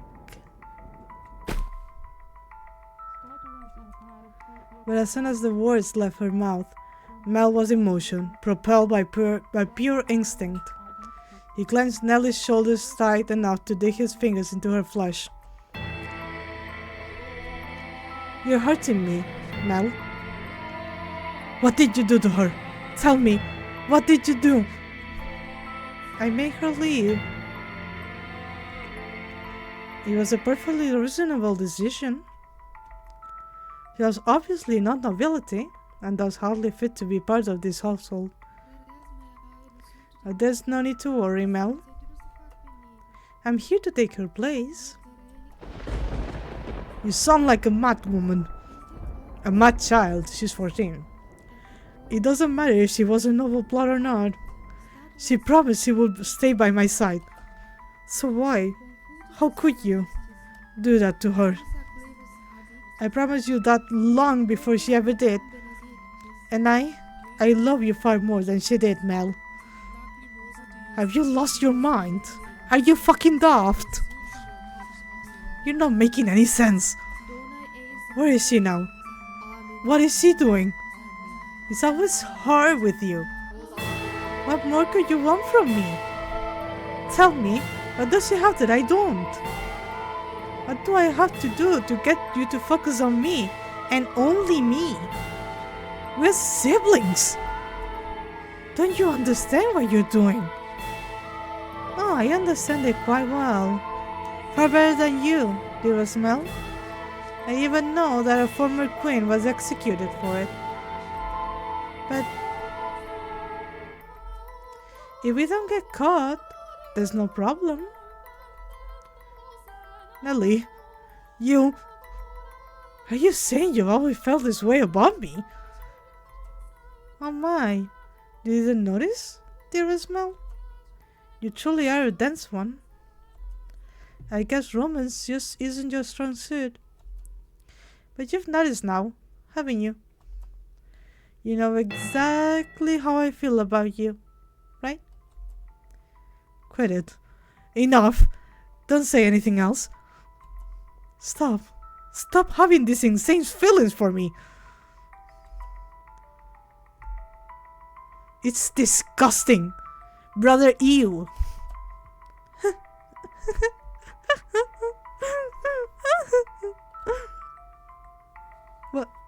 What are you laughing about? Poor Mel. Content in your complete ignorance. Alright, I'll tell you everything. Mel, you can only love blood-related women. You are into incest. Huh? His cackling sister appeared to him like some kind of inhuman life form. Her actions and incomprehensible exclamations slowly drained him of his strength.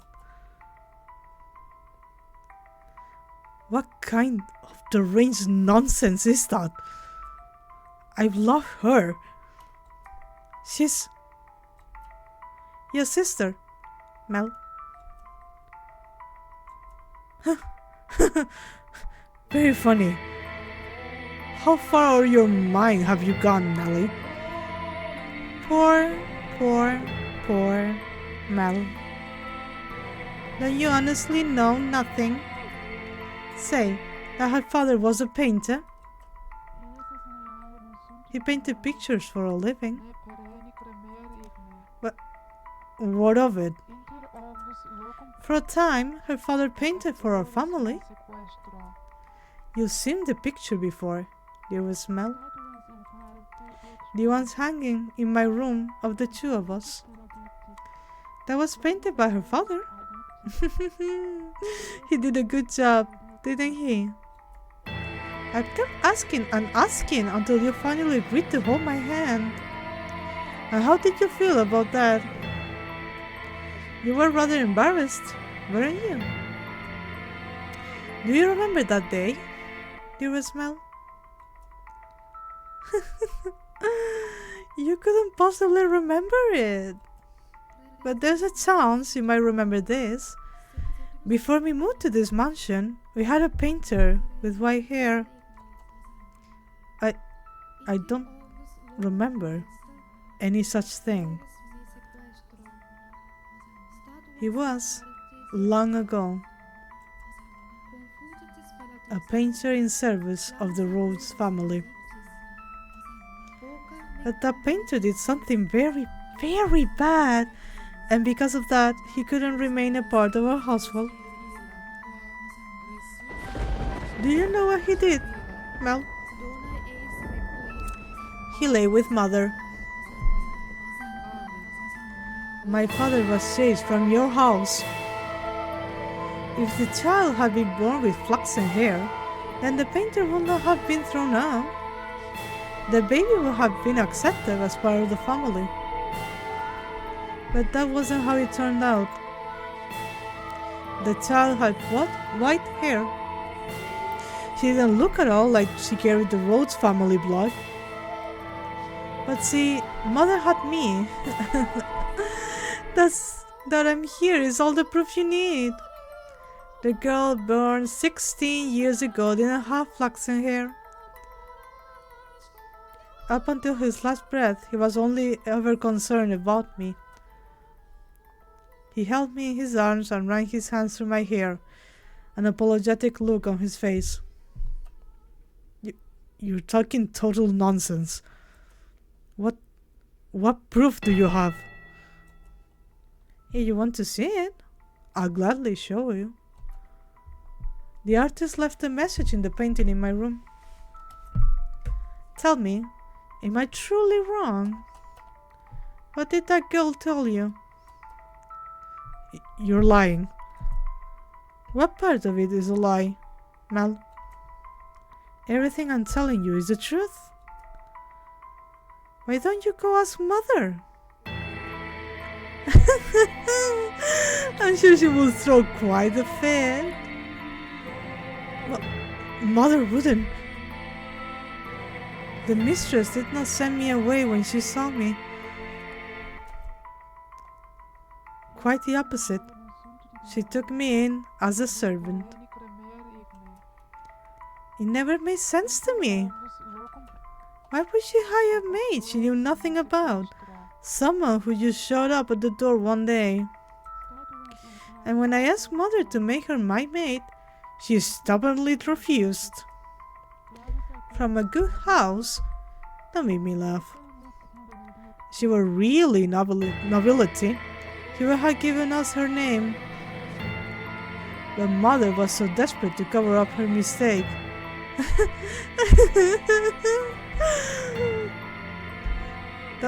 That doesn't make any sense. I don't believe a word you're saying. It couldn't possibly be true.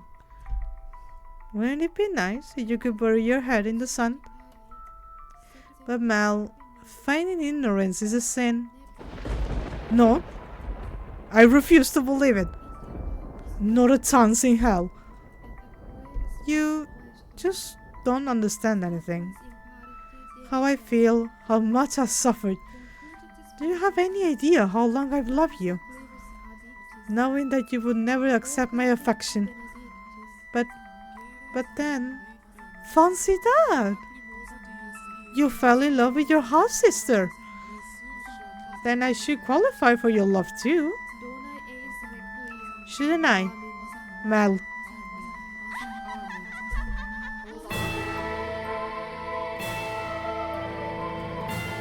Stop it!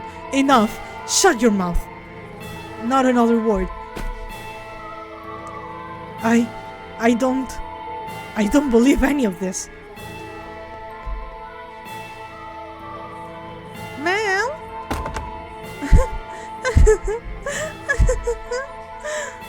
I know you'll never love me. I know there's nowhere for me to run. Say, when we were kids, was that really me? Was I really by your side, Mel? If that painting tells the whole truth, I was never once did I get to be your princess. Not even once. This would be the Blood of Apocalypse song? Yeah, I'm pretty sure it is. Dearest Mel, everyone just loves to dote on me. They're always telling me how pretty I am. Mother does, father does, and all the maids do too. I can do anything I want. So for me, acting like a spoiled child is only the only form of rebellion I have. I don't have the kind of freedom you do, Mel. I'm just a doll for the family to play with. When I have visitors, it's only ever for show. So it's not my fault that I don't have friends. Dearest Mel, you're the only one who's ever cared about me more than anything in the world. Dearest Mel, I always knew how I would react if you fell in love. I will cry my eyes out. I will envy her to death. I will get angry as a bull. But eventually, I would have given up. I knew I could never have it my way, after all. My feelings will never bear fruit. So why did she have to be your sister? Tell me, why?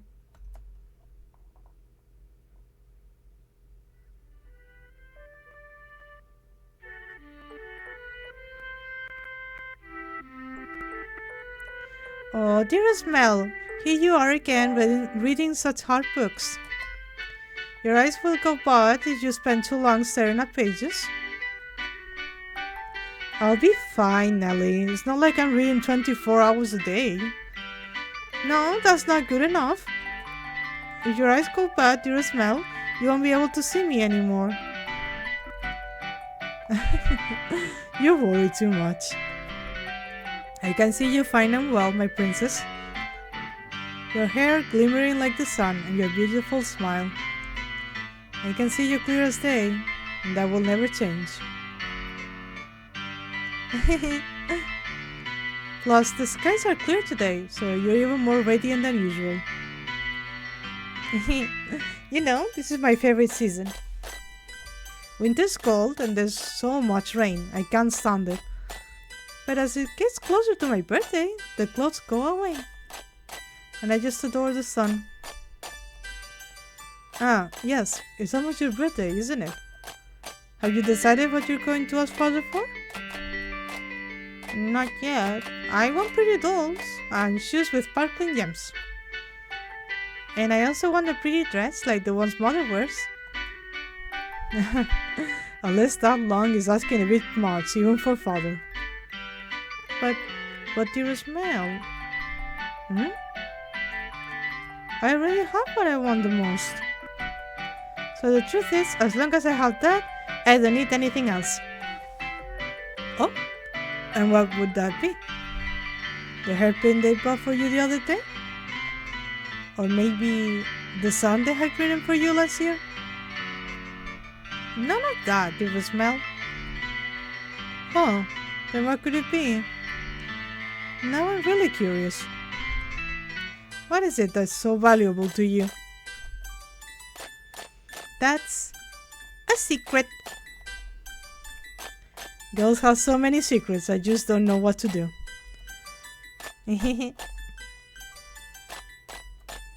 Say, dearest Mel, would you run your fingers through my hair? Just for a little bit.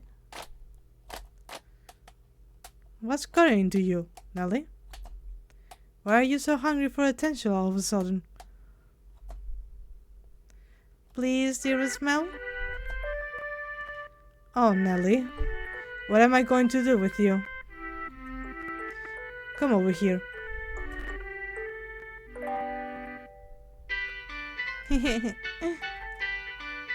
And I want to sit on your lap. Yes, yes, as you wish, my beautiful, beautiful little princess. Say, dearest Mel? What is it this time, Nellie? Right now, I'm so incredibly happy.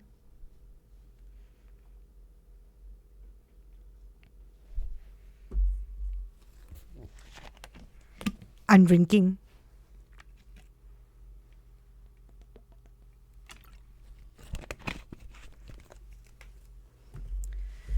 Oh, and out of curiosity, who was it that you really cared so much about?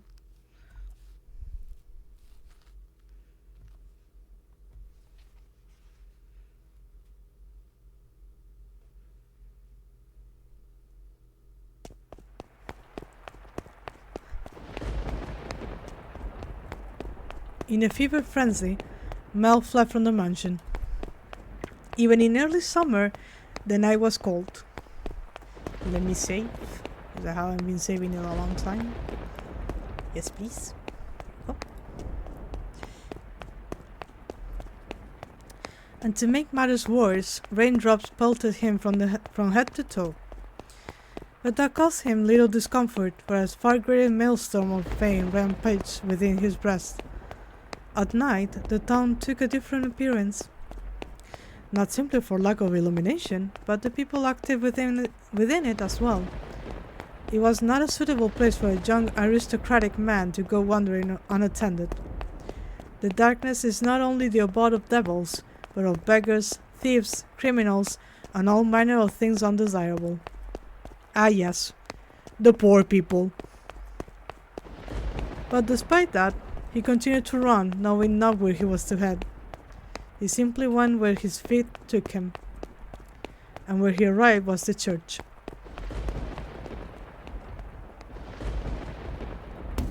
Father! Father!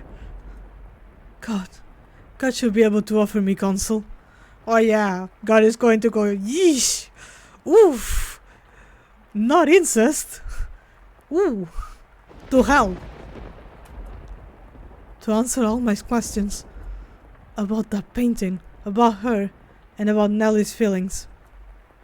Not her lies, but the truth. Please open the door. Open the fucking door! But as you might expect, the door was locked, and the priest showed no sign of responding to his calls. The sound of the pouring rain drowned out everything else. His head dropped feebly. He looked like a helpless little calf who had wandered alone onto a dark, precarious mountain path with no end in sight. Why won't anyone tell me the truth? All I want is for someone to tell me it's not true. Have I sinned? No, I didn't know anything.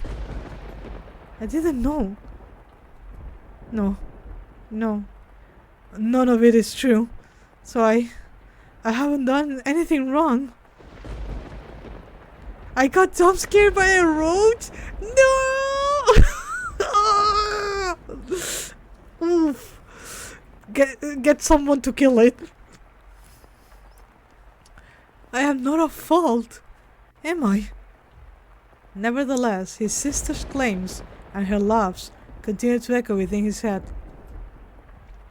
If he truly believed it to be false, he would have gone to look at the painting. That he could not was an indication that uncertainty had a stronger grip on him. Fragmented images of a white-haired painter fluttered through the back of his mind, but he desperately shoved them aside. My mom killed him, but bro, I hate them the same. What good is the church? What good is theology? What good is God? What? Something moved near the boy.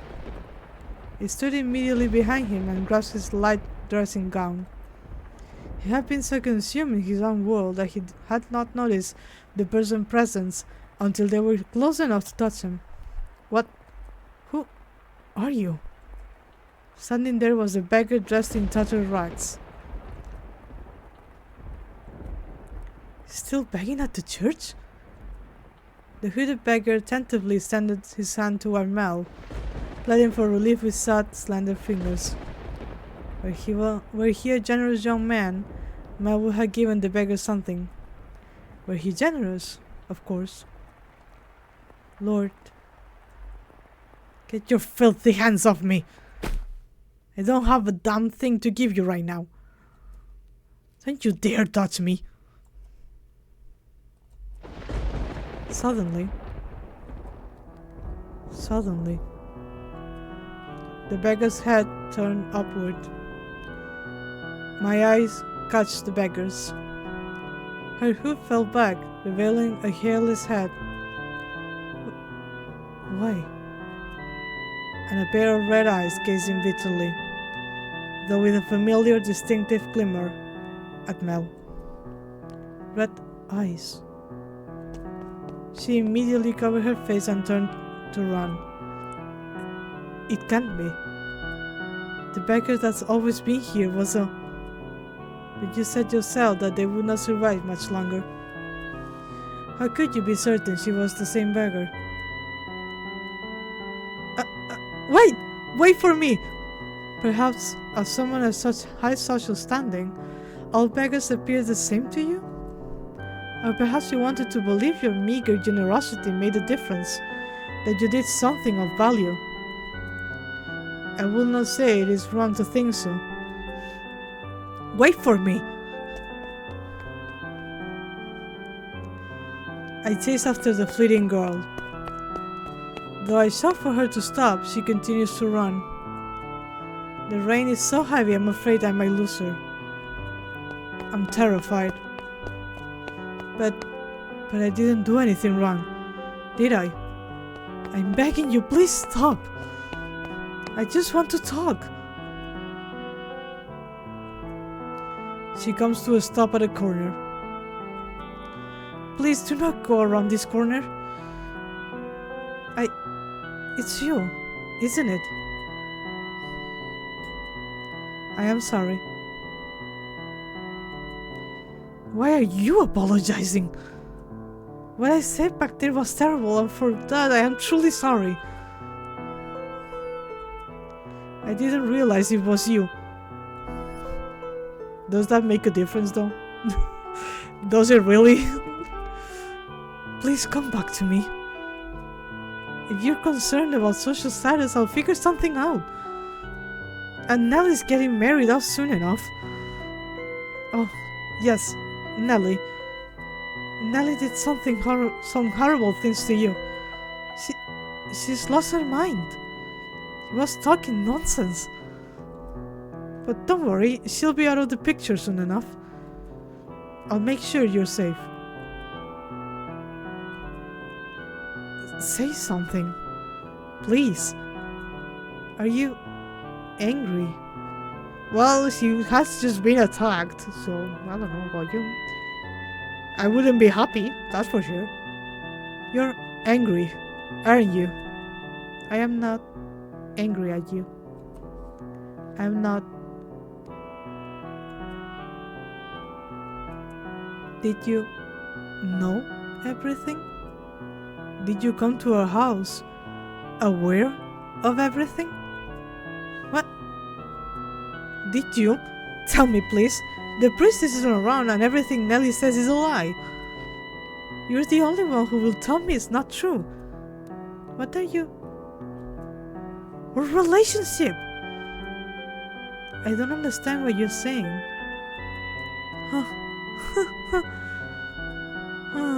I see.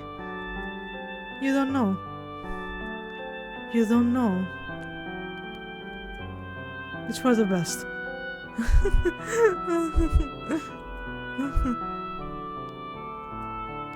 Nellie's the only one who knows. And she'll be gone before long. Everything will be alright. Lord Mel?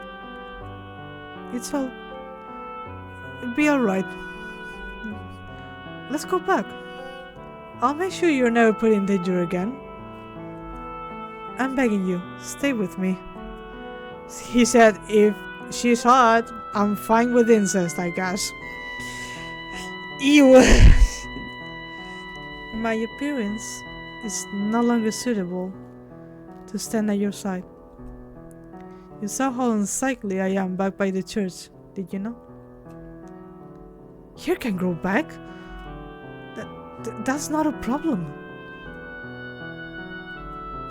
Now I truly look the part of the hideous witch. But I am to blame. It was a sin for me to find happiness in your kindness. What are you talking about? My sin was falling in love with you. Now what happened to my father? Now how we had to spend our days. There's no sin in that. But we have our whole lives ahead of us. Don't we? With enough time, this whole tragic mess will be behind us. Things will only get better from here. I'll be your prince, like the one who took the girl to see the outside world. So please, give me your hand. Come to me. Don't leave me all alone. I need you by my side. Please. I extend my hand around the corner. I sense her hesitating beyond the bend. I'm begging you. I can't see what's on the other side, but a vision of her reaching out to put her hand in mine wells up in my mind. But that story never had an ending. What? She doesn't take my hand. I doubt the girl ever wrote that letter.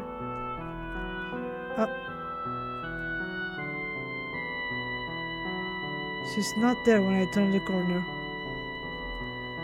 Why? How did things end up like this? Where did I go wrong? Oh god. Incest, I guess. Oh, hello.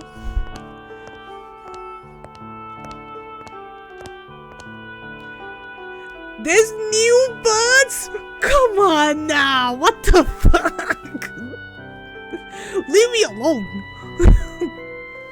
I'm having a moment here, crashing out.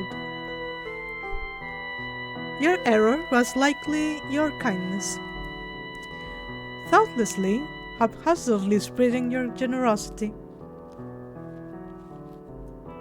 But that generosity came from your own desire to avoid pain. For your own happiness. What should I have done? I can't take this. Everyone was happy. Nellie used to laugh and smile. She once meant the world to me. How did things end up like this? It's not my fault. I didn't do anything wrong. You pretend like nothing happened, then perhaps they can go on smiling in your head. But regardless, you must follow the path you treated. It is your path alone. The path you chose when, in that moment, you decided to run.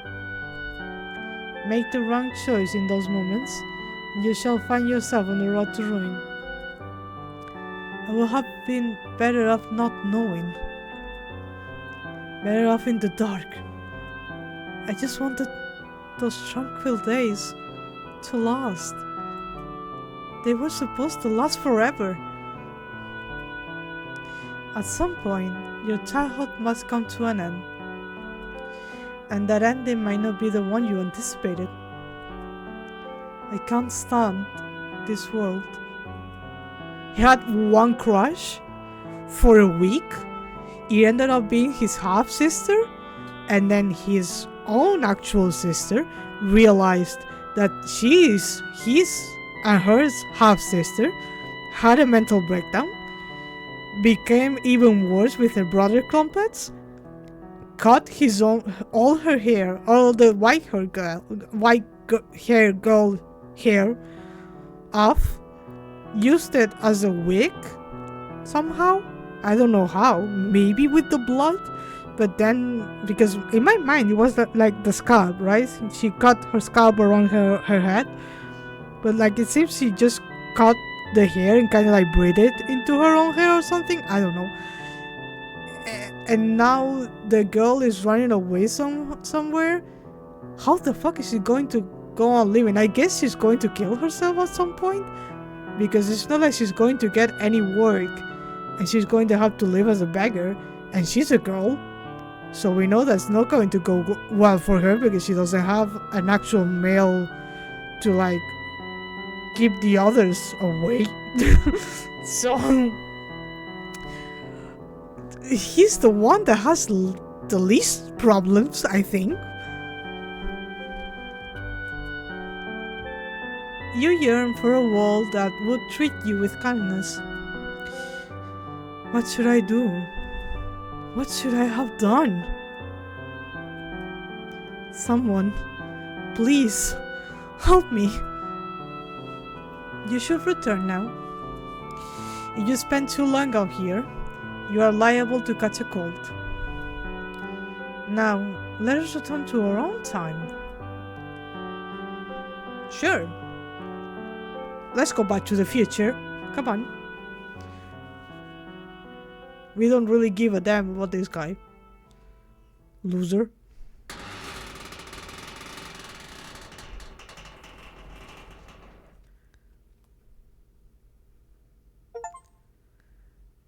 Oh, I've completed chapter 1.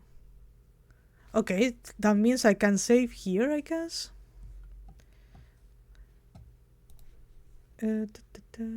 Hello? Where's the menu? There we go. Save. Let me save here for the start of the second chapter. And we'll go over here. I've been streaming. I said I was going to stream for like an hour and so. And then I got really into it. And I streamed for 3 hours almost. My throat kind of doesn't hurt as much as it used to at the start of the stream. Maybe because I'm talking a lot and reading a lot. Let me see. Oh, you did one thing wrong, Mel. You are a terrible Rizzler. In a way, that was the least of his problems. No one mourns the one with no reason. What an end. Yeah, what an end. He will not be missed. We don't need him. Oh my god. I'm actually kind of happy that I was right about about my theory. I mean, it was very much a forward thing that was going on. Like, I don't know if it was that obvious. To me, it was very obvious. But it might be just because this is a very old visual novel. So, but yeah. I really liked that chapter. It was really good. I guess in chapter 2 we're going to go again through time or something. I don't think we're going to go back to this timeline though. It kind of seemed like it's fucked up. I am tired. My back hurts. I need to stretch. So yeah, it was a good chapter. It was. It's a shame that they kind of made Nelly to be this brother complex incestuous girl, because I think her breaking, like having her crash out, I mean like breaking down and all that, after she realizes that her childhood, basically the memories that she has with her brother are a lie, and her wanting to be that person in the painting would have been a lot better than just going with the incest route. I don't know if I'm making much sense, but like I think it would have been a lot better for her character, who's like very alone, very lonely. She only has the mates. Her mother doesn't like her that much. The boys that they tried to match her with are terrible. So she's like attached to her brother, who's kind and good and always looks after her, and then he becomes an asshole because he starts liking another girl, and she feels like she's being pushed aside completely by everyone and left alone, and her brother doesn't give two damns of what happens to her. So I don't know, if she went down the route of someone who's like having a mental breakdown and not someone who was in love with her brother, I think it would have been a better written episode. But again, visual novels, they love the incest for some fucking reason. They just love it. And I'm done with that. Please, not anymore. If you're going to do an incest route, please make sure that it's read as like a horrible thing that happens and that person is completely broken by it. Like, please, at least make it part of the story somehow.